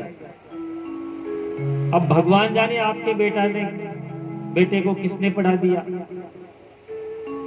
हिरण्यकश्यप ने कहा कि यदि तुमने नहीं पढ़ाया तो इसका मतलब कोई विष्णु का गुप्तचर आया है जो मेरे बेटे को चुपचाप पढ़ा दिया। ऐसी उल्टी सीधी बातें सिखा दी, मैं तुम्हारे भरोसे अपने बेटे को यहाँ छोड़ दिया। खबरदार आज के बाद जो मेरे बेटे को दोबारा कोई ऊट पटांग बात सिखाई, इतना भयंकर दंड दूंगा कि तुम्हारी पीढ़ियां याद रखेगी। डांट फटकार कर हिरण्यकश्यप को चला गया। गुरुजी की धड़कन तेज हो गई। प्रहलाद जी को बुलाया, पूछा बेटा, बड़े प्यार से, क्यों बच्चों को प्यार से ही पूछते हैं, बेटा वत्स प्रहलाद भद्रम ते सत्यम कथे माम रसा, तेरा खूब कल्याण हो, सच सच बता कि तेरी बुद्धि किसने खराब करी है। ये ऊट पटांग बातें जो तूने पिताजी को सुनाई, ये सब तुझे किसने सिखाई? प्रहलाद जी हंसकर बोले, जय हो प्रभु, आपकी लीला बड़ी निराली है, आपकी माया को मैं प्रणाम करता हूँ। जो जीवों के कल्याण की बात कहेगा ये संसार के लोग उल्टी खोपड़ी वाला बताते हैं। धन्य है भगवान, आपकी माया का चमत्कार है। जिसे सर्प काट लेता है उसे कड़वा नीम भी मीठा लगने लग जाता है, और मीठी मिश्री भी उसको कड़वी लगने लग जाती है। ये माया का ही चमत्कार है। अब गुरुजी की आंखें लाल हो गई। बोले मूर्ख, तू पढ़ने आया है कि हमें पढ़ाने आया है? मेरा डंडा लाओ, अभी इसकी अक्ल ठीक करता हूं। ये दैत्यों के चंदन वन में ये कांटे का पौधा कहां से पैदा हो गया? देते ये चंदन वने जातो यम कंटक द्रुमा है। संड अर्मक जी ने प्रहलाद जी को बहुत डांटा। सुखदेव बाबा कहते हैं, परीक्षित, ये गुरुजी नहीं डांट रहे हैं, वरन राजा हिरण्यकश्यप के सेवक डांट रहे हैं। मास्टर जी में और गुरुजी में यही फर्क होता है। मास्टर जी तो वही पढ़ाते हैं जो आदेश मिलता है, और गुरुजी हमेशा कल्याण की बात सिखाते हैं। भाई सरकार ने जो शिक्षा नीति निर्धारित की है वही तो मास्टर जी पढ़ाएंगे। अब सरकार कहती है गए माने गणेश मत पढ़ाओ, सांप्रदायिकता फैल जाएगी, तो गए माने गधा पढ़ाने लग गए शिक्षा नीति में। तो गए माने गधा पढ़ेंगे तो गधा ही पैदा होंगे। पहले विद्यालयों में गीता, भागवत, रामायण जी की चौपाइयां पढ़ाई जाती थी, तो संत महापुरुष प्रकट होते थे। और अब सरकार ने ऐसी शिक्षा नीति बर्बाद करी है कि सब अकबर महान पढ़ाने लग गए, औरंगजेब पढ़ाने लग गए। तो वैसे ही संतानें पढ़कर तैयार हो रही है। जो राजा का आदेश है वही पढ़ाना पड़ता है। समय बीता। एक बार गर्मियों की छुट्टियों में संडा रमक जी ने प्रहलाद जी को घर छोड़ने आए। माता कयाधु ने बढ़िया सुंदर स्नान कराया, काला टीका लगाया नजर वाला, और पिताजी के पास भेजा। हिरण्यकश्यप देखते ही प्रसन्न हो गए, प्रहलाद जी को अपनी गोदी में बिठाया। देखो प्रहलाद जी परम भागवत हैं, तो जो ही हिरण्यकश्यपु ने अपनी गोदी में बिठाया तो परम भागवत का स्पर्श पाते ही हिरण्यकश्यपु के विचार भी निर्मल हो गए। स्पर्श का प्रभाव है, संत का स्पर्श करोगे तो आपके मन के सारे भेदभाव दूर हो जाएंगे। स्पर्श पाते ही हिरण्यकश्यपु ने पूछा, बेटा अब गुरुजी ने बढ़िया कौन सी बात सिखाई? प्रहलाद जी ने मन में ही सोचा, देखो गुरुजी तो गलत गलत बातें सिखाते हैं पर पिताजी बढ़िया बात पूछते हैं, तो बढ़िया पूछ रहे हैं तो बढ़िया ही बताएंगे। प्रहलाद जी बोले, पिताजी अब की बार मैंने 9 बातें सीखी है। तो प्रहलाद जी सुना बेटे भगवान की 9 भक्ति। श्रवणम कीर्तनम विष्णु स्मरणम पादसेचवनम अर्चनम वंदनम दास्यम सख्ये आत्मनिवेदनम इति पुंसार्पिता विष्णु भक्तिश्चैन्नवलक्षणा क्रियते भगवत भक्त्या तन्मन्येधीतमुत्तमम्। जो 9 भक्ति का उपदेश व्याख्यान हिरण्यकश्यपु ने सुना, हिरण्यकश्यपु की आंखें लाल हो गई। हिरण्यकश्यपु ने तलवार निकाल ली और गुरुजी के गर्दन पे धर दी। अरे अधम ब्राह्मण, लगता है तू मेरे विपक्ष से मिल गया। तूने जानबूझकर मेरे बेटे को बिगाड़ दिया, मेरे बेटे की बुद्धि खराब कर दी। इसने पहले तो एक बात बताई और धीरे धीरे आज 9 बातें बता दिया। मतलब उत्तरोत्तर इसकी विद्या का विकास हुआ है, तुमने कोई ध्यान नहीं दिया। अब तुम जीवित नहीं बचोगे। अब तो संदर्भ जी थर थर कांप उठे। महाराज केवल एक बात हमारी सुन लो, हम आपकी सौगंध खाकर कहते हैं कि न तो हमने पढ़ाया न किसी और ने पढ़ाया, ये तो पढ़ा पढ़ाया ही आया है, इसको कोई नहीं पढ़ा सकता।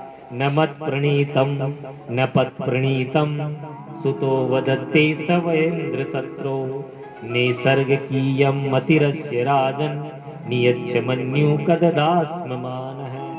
न मत प्रणीतम न पर प्रणीतम, न तो मैंने पढ़ाया न किसी और ने पढ़ाया। निसर्ग की यह मतिरस्य राजन, इसकी बुद्धि तो ऐसी है, नैसर्गिक बुद्धि है। अपना क्रोध त्याग दीजिए प्रभु, आप शांत चित्त से विचार कीजिए, इसकी बुद्धि ऐसे कैसे हो गई?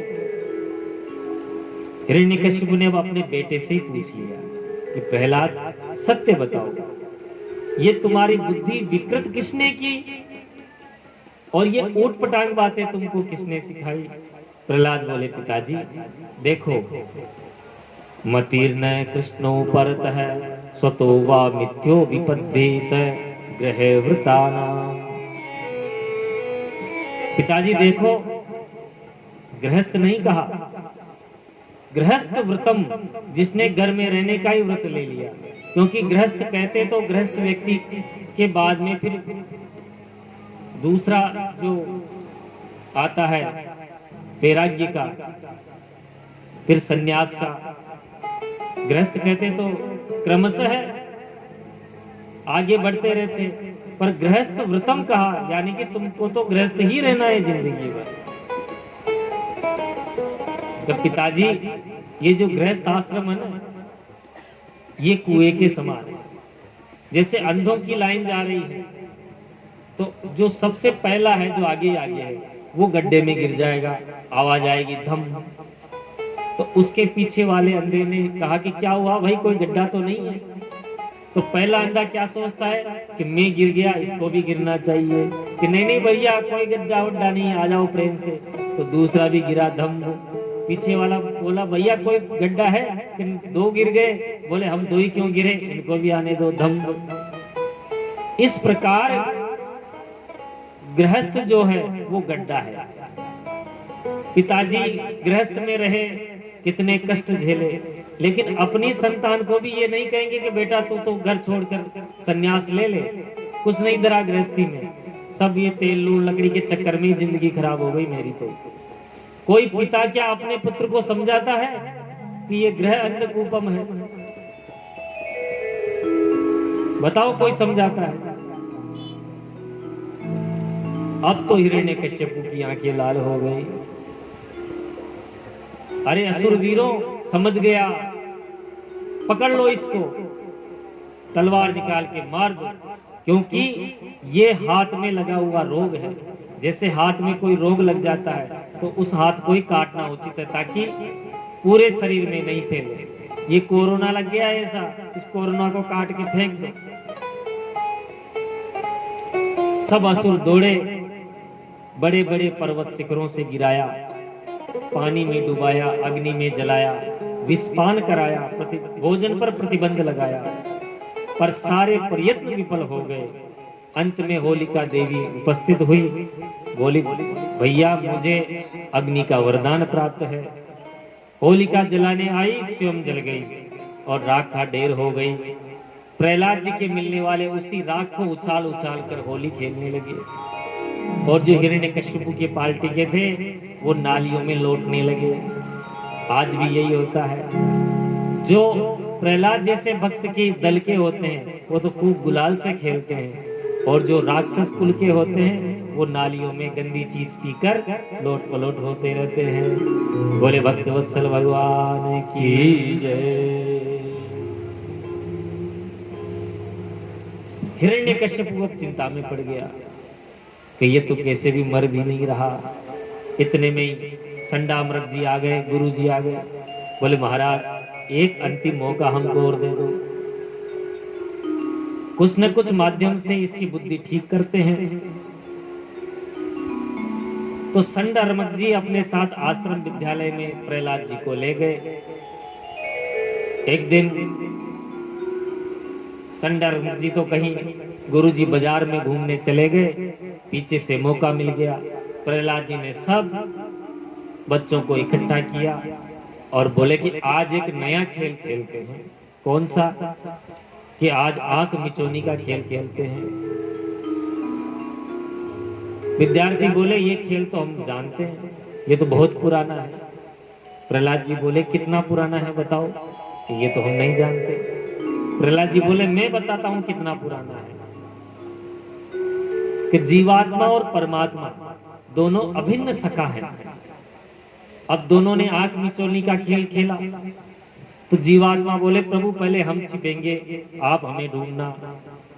तो प्रलय के समय जीवात्मा प्रभु के उदरस्थ हो गई, पेट में हो गई।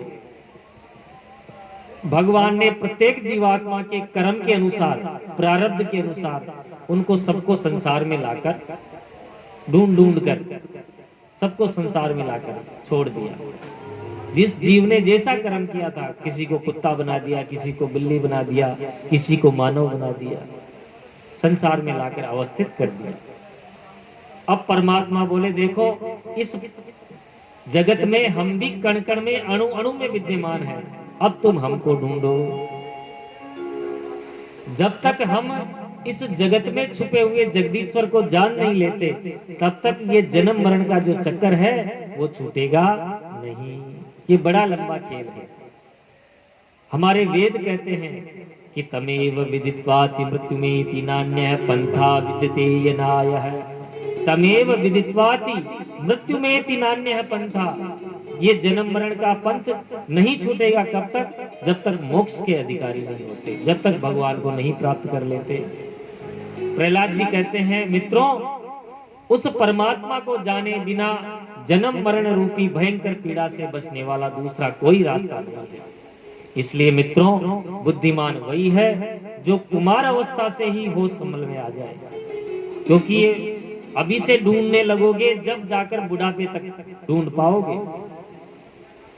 और प्रहलाद जी कहते हैं मित्रों इस मानव शरीर से ही उस जगदीश्वर को ढूंढना संभव है, नहीं तो कुत्ता बिल्ली गधे घोड़े बन गए ना तो उस जगदीश्वर को नहीं ढूंढ सकते। आज प्रहलाद जी खुद अपने साथियों को पढ़ा रहे हैं और जब कोई अपना समकक्ष पढ़ाता है ना, कोई बराबर वाला, तो उससे खूब प्रश्न पूछ सकते हैं। गुरुजी से तो पूछने में डर लगता है, इसलिए आज विद्यार्थी खूब खुलकर प्रश्न पूछ रहे हैं और प्रहलाद जी सबका समाधान भी कर रहे हैं। एक विद्यार्थी बोला प्रहलाद हमने सुना है कि ये उम्र तो खाने कमाने की है, पहले खूब खाओ कमाओ, बुढ़ापे में जाकर भजन करो, ये तो बुढ़ों का काम है, ये बाबूजी जैसे बेटे हैं।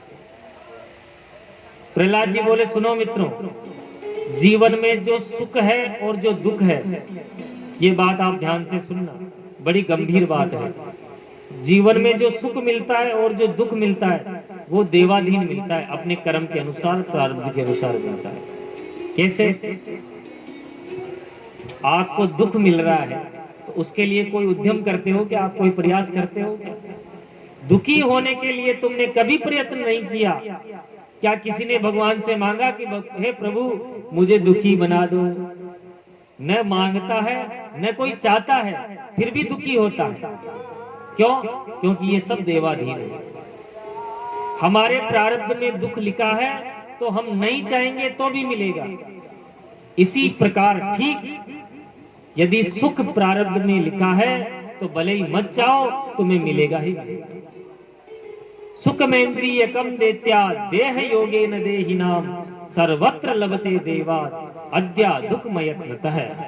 जैसे दुख का कोई प्रयत्न मत करो दुख मिलता है, वैसे ही मैं गारंटी से कहता हूँ आप सुख का कोई प्रयत्न मत करो फिर भी आपको सुख मिलेगा ही मिलेगा।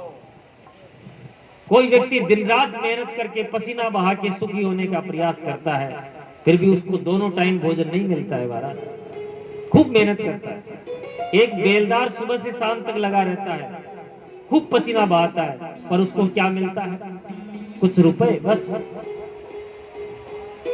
और एक वो भी है जिसको दिन भर कुछ नहीं करता और खूब माला माल होता है महाराज।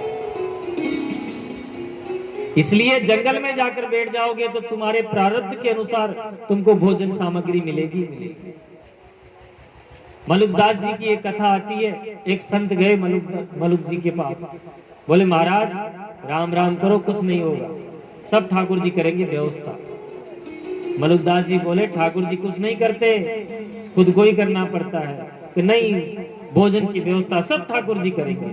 संत को विश्वास था तो मलुकदास जी जंगल में चले गए, एक ऊंचे पेड़ पर बैठ गए। रात्रि का समय हो गया कि अब मैं देखता हूं यहाँ कौन भोजन कराने वाला आता है। तो उसी समय कुछ राहगीर वहां आए, उनके हाथ में भोजन की पोटली थी, सब बैठ गए भोजन पाने बैठे ही थे। कुछ चोर डाकू आ गए, डाकुओं को आता देखकर वो राहगीर तो भाग गए। अब वो भोजन की पोटली वहीं पड़ी पेड़ के नीचे। डाकुओं को भी भूख लग रही थी, उन्होंने देखा ये भोजन तो पड़ा है, तो जरूर इसमें जहर होगा क्योंकि तभी तो भोजन पड़ा है। तो भोजन रखने वाले भी आसपास होंगे। खूब ढूंढा, नहीं मिले। अंत में पेड़ पर मलुकदास जी नजर आए, जबरदस्ती उनको उतारा। बोला क्या इस भोजन में जहर है? बोला महाराज मुझे पता नहीं है। तो पहले तू रोटी खा फिर हम खाएंगे। अब वो रोटी कैसे खाते? उन्होंने तो ऊपर चढ़कर व्रत लिया था कि मैं तो नहीं खाऊंगा, देखता हूँ भगवान कैसे व्यवस्था करते हैं। तो उन डाकुओं ने मार पीट कर जबरदस्ती ठूस ठूस कर उनको रोटी खुवाई, फिर डाकू खाए। अंत में मलुकदास जी घर को आए, महात्मा को कलंडोत करे कि महाराज अब समझ गया कि व्यक्ति प्रारब्ध के अनुसार ही भोजन मिलता है।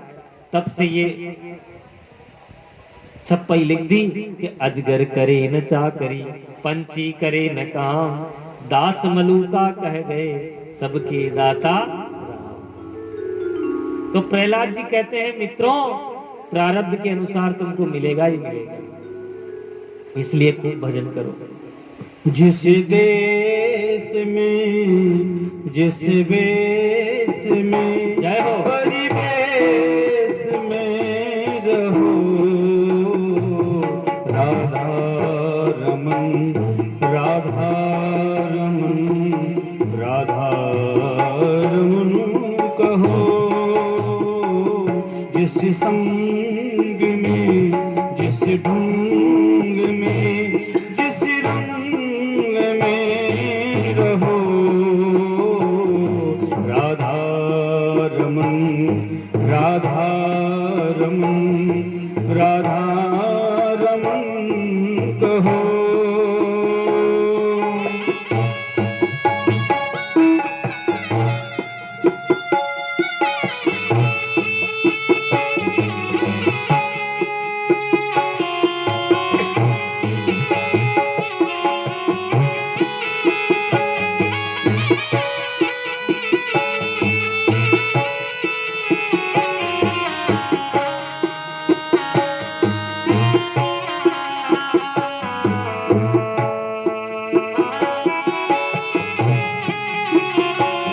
जिस भोग में, जिस योग में, जिस रोग में रहो,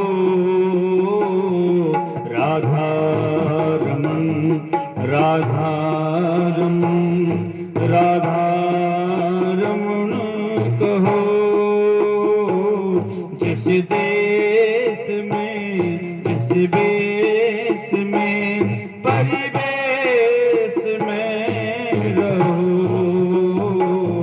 राधा रमन, राधा रमन, राधा रमन कहो।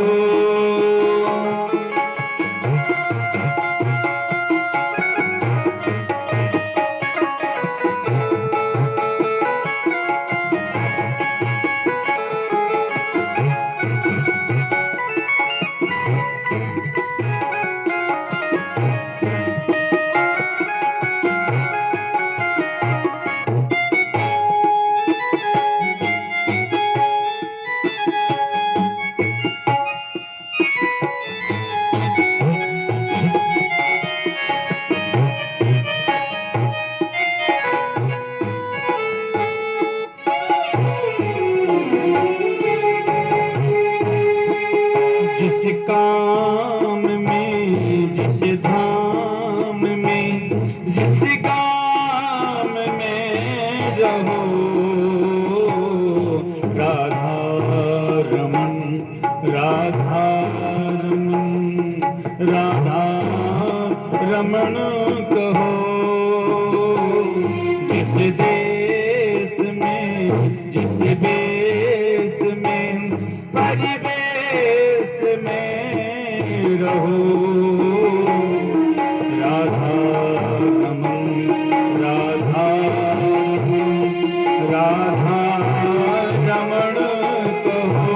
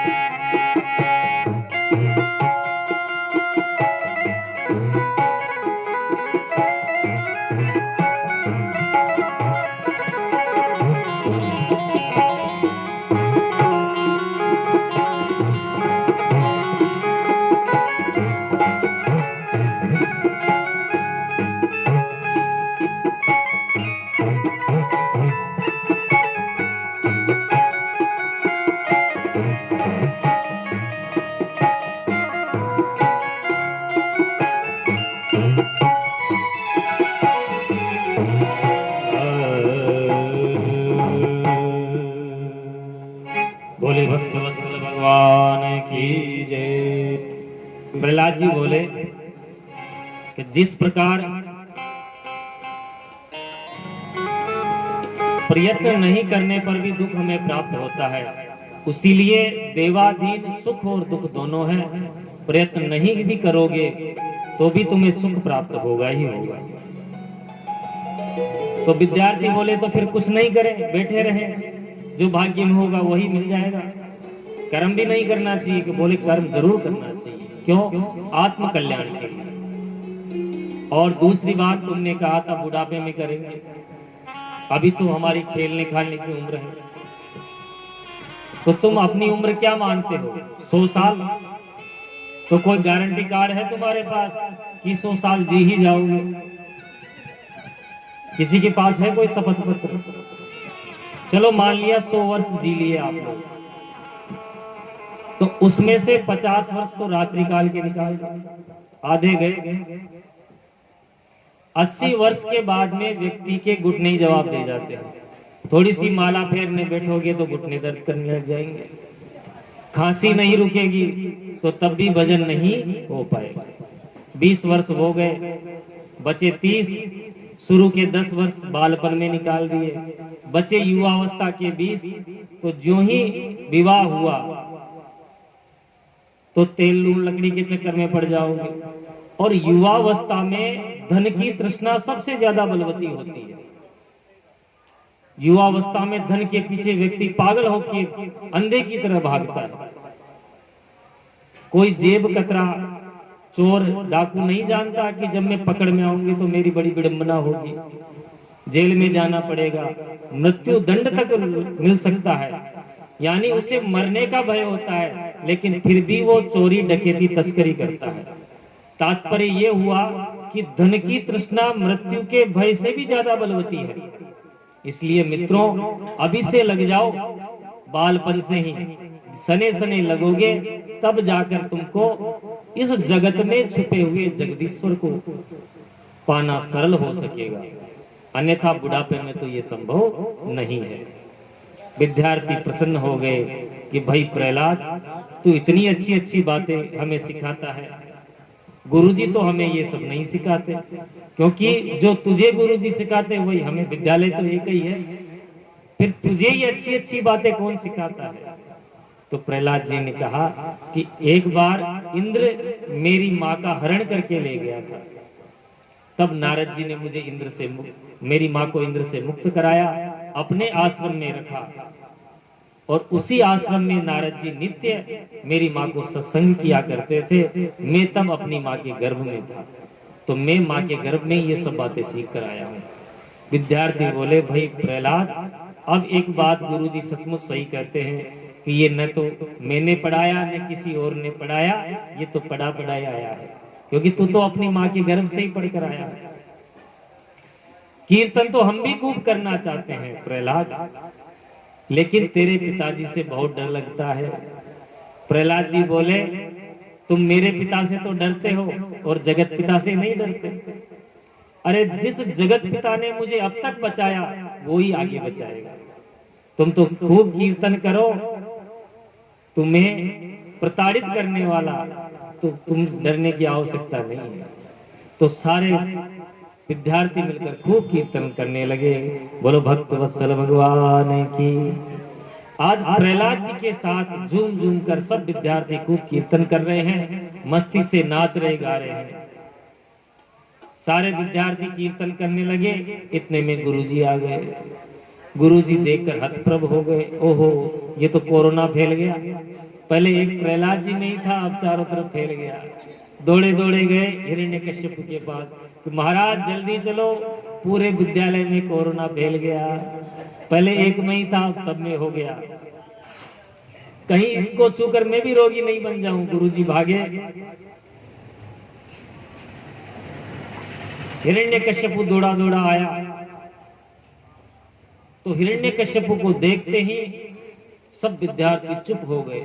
किसी ने कीर्तन करते करते यहाँ हाथ था, यहाँ पैर था, ठुमका लगा रहा था, कोई ऐसे था, किसी का मुंह खुला था, सब ऐसे की ऐसे ही रह गए। जैसे ही हिरण्यकश्यप की दृष्टि विद्यार्थियों पर पड़ी, सब थर थर कांपने लगे। भैया प्रहलाद, अब तुम ही बचाओ। प्रहलाद जी ने इशारा किया, भाई तुम चिंता मत करो, मैं हूं। हिरण्यकश्यप ने प्रहलाद जी को देखते ही हजारों गालियां की बौछार प्रारंभ कर दी। हे दुर्विनीत मंदात्म कुल भेद कराधम। अरे दुर्विनीत मंदार कुल नराधम प्रहलाद, आज तुझे मेरे कोप से कोई नहीं बचा सकता। मैं क्रोध करता हूं तो ये त्रैलोक्य भी कांप जाता है। ऐसा कोई शक्तिशाली नहीं जो मेरा सामना कर सके। ब्रह्मा जी के वरदानों से मैंने अमृत प्राप्त किया है। आज तू किसके बल पर चुनौती दे रहा है? प्रहलाद जी निर्भीक होकर बोले, न केवलम ने भवतस्य राजन सवे बलम बलिनाम चा परेशान। पिताजी, जिस ब्रह्मा जी को बल देने वाले हैं, ऐसे नारायण की को याद करके ही मैं इतना बली हूं। आपको ब्रह्मा जी के वरदानों का बल प्राप्त हुआ है, तो मेरे प्रभु तो ब्रह्मा जी को भी बल देने वाले हैं। चराचर के जगत के जीवों में जितने भी जीवों को बल प्राप्त है, वह सब प्रभु को ही देने वाले हैं।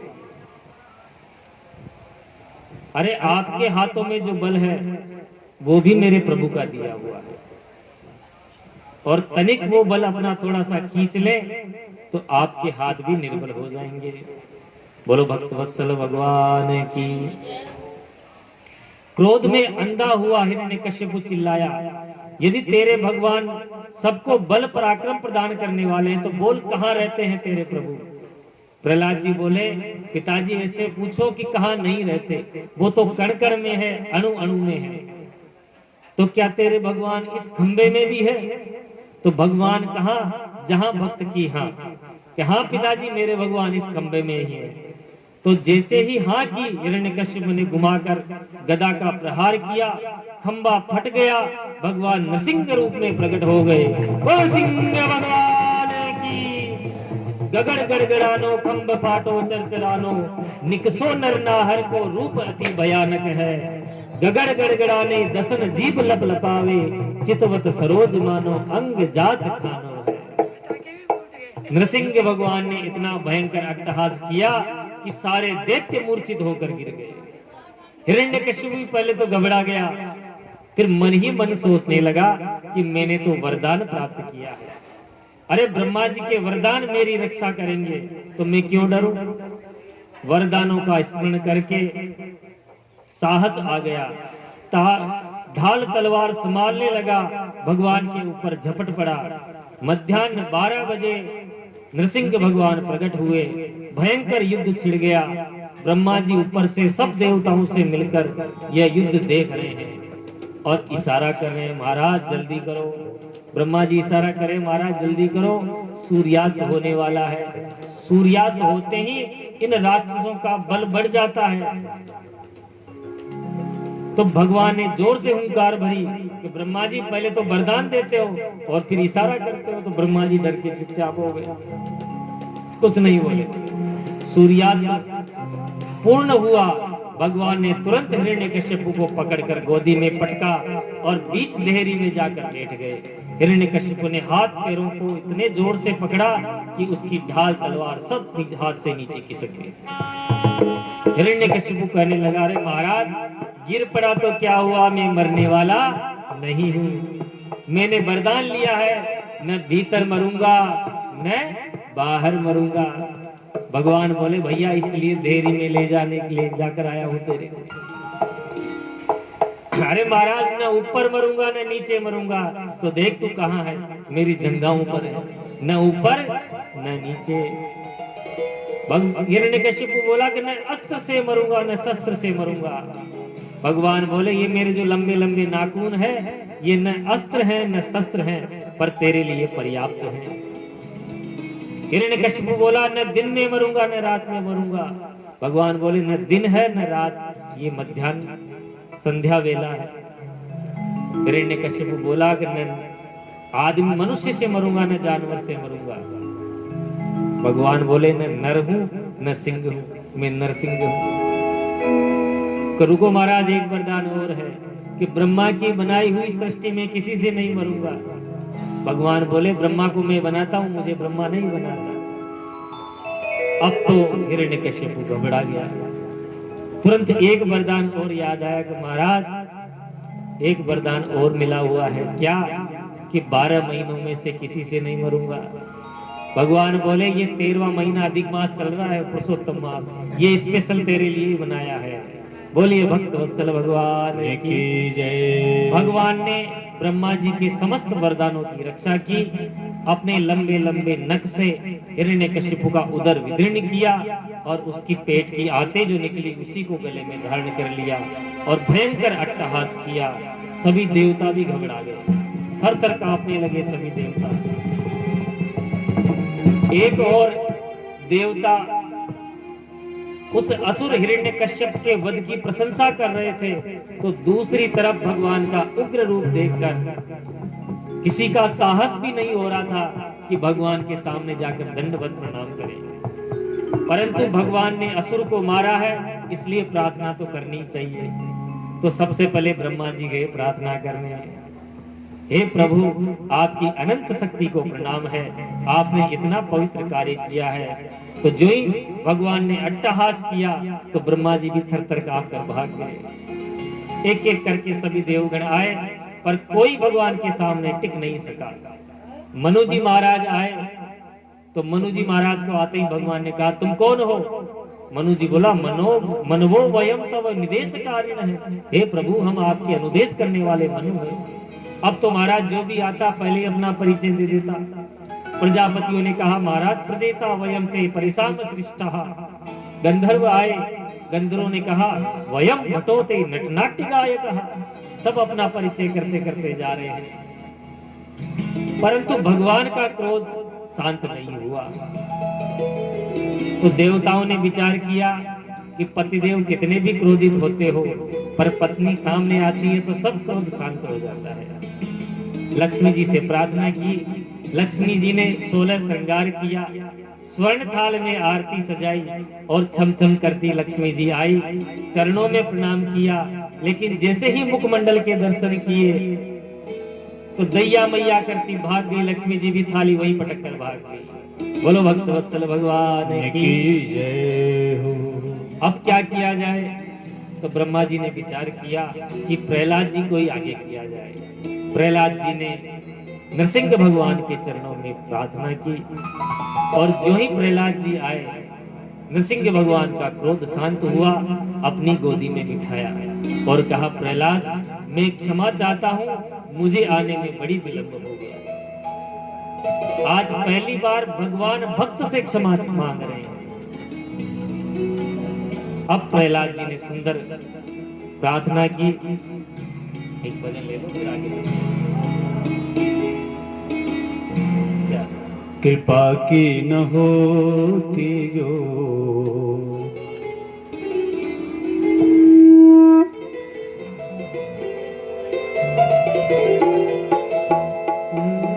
कृपा की न होती जो आदत तुम्हारी, तो सुनी ही रहती अदालत तुम्हारी, तो सुनी ही रहती अदालत तुम्हारी। कृपा की न होती जो आदत तुम्हारी, कृपा की न होती जो आदत तुम्हारी, तो सुनी ही रहती अदालत तुम्हारी, तो सुनी ही रहती अदालत तुम्हारी।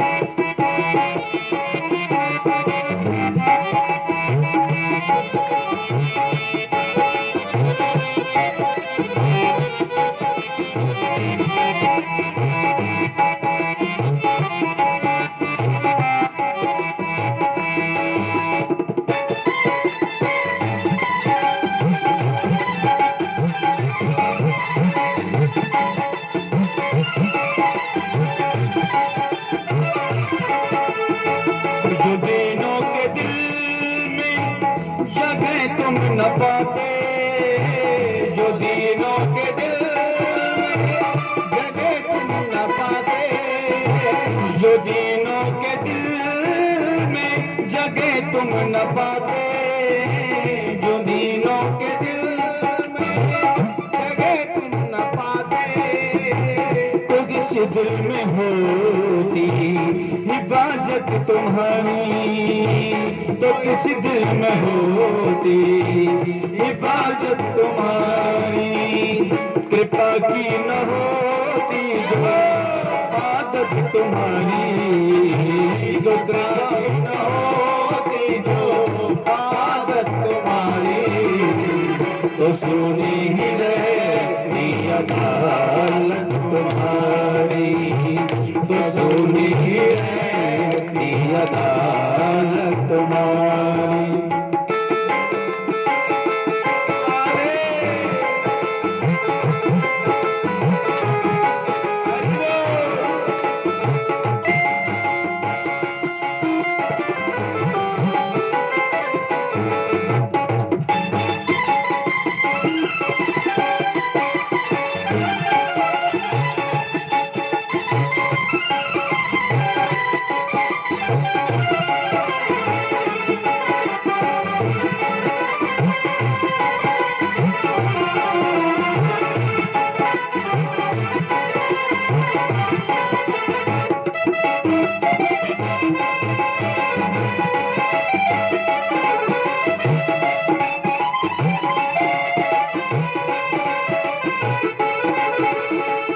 गरीबों की दुनिया है आबाद तुमसे, गरीबों की दुनिया है आबाद तुमसे, गरीबों से है बादशाहत तुम्हारी, गरीबों से है बादशाहत तुम्हारी, गरीबों की दुनिया है आबाद तुमसे, गरीबों की दुनिया है आबाद तुमसे, गरीबों से है बादशाहत तुम्हारी, गरीबों से है बादशाहत तुम्हारी। कृपा की न हो आदत तुम्हारी, कृपा की न होती जो आदत तुम्हारी, तो सुनी ही रहती अदालत तुम्हारी, तो सुनी ही रहती अदालत तुम्हारी।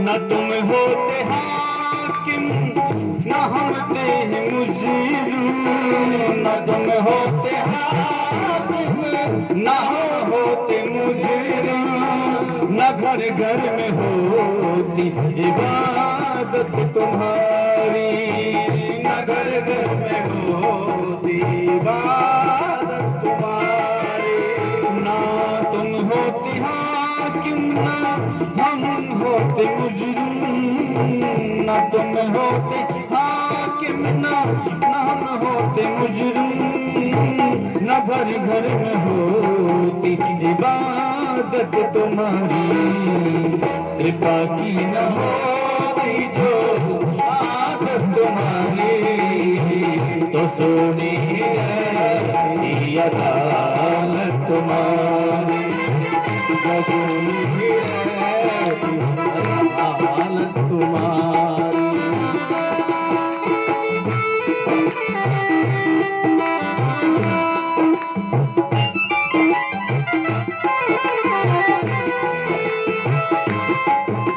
श्री कृष्ण गोविंद हरि मुरारी नाथ नारायण वासुदेवा, श्री कृष्ण गोविंद हरि मुरारी नाथ नारायण वासुदेवा, नाथ नारायण वासुदेवा, नाथ नारायण वासुदेवा।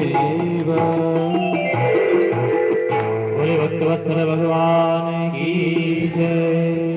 ब्रह्मादयः सुरगणा मुनयोत सिद्धः सात्विकतानमतयो वचसां प्रवाहे नारादितुं उरगुणैरधुनापि पिप्रुः किं तोष्टुमर्हति समे हरिरुग्रजाग्देः। प्रहलाद जी ने 42 श्लोकों से बड़ी सुंदर प्रार्थना श्री नरसिंह भगवान से की, दिव्य स्तुति की। हे प्रभु, समस्त ब्रह्मादिक देवता, बड़े बड़े सिद्ध मुनि गंधर्व आदि जो परम सात्विक देव हैं, उन्होंने धारा प्रवाह वैदिक मंत्रों से आपकी स्तुति गाई, पर आपके क्रोध में न्यूनता नहीं आई। मैं असुर जाति में उत्पन्न तमोगुणी रजोगुणी प्रहलाद आपको कैसे प्रसन्न कर सकता हूं। पर एक ही बात मेरे मन में आई कि गजेंद्र में कौन सी विद्या थी, कौन सी योग्यता थी। कोई उच्च जाति का संस्कार नहीं था,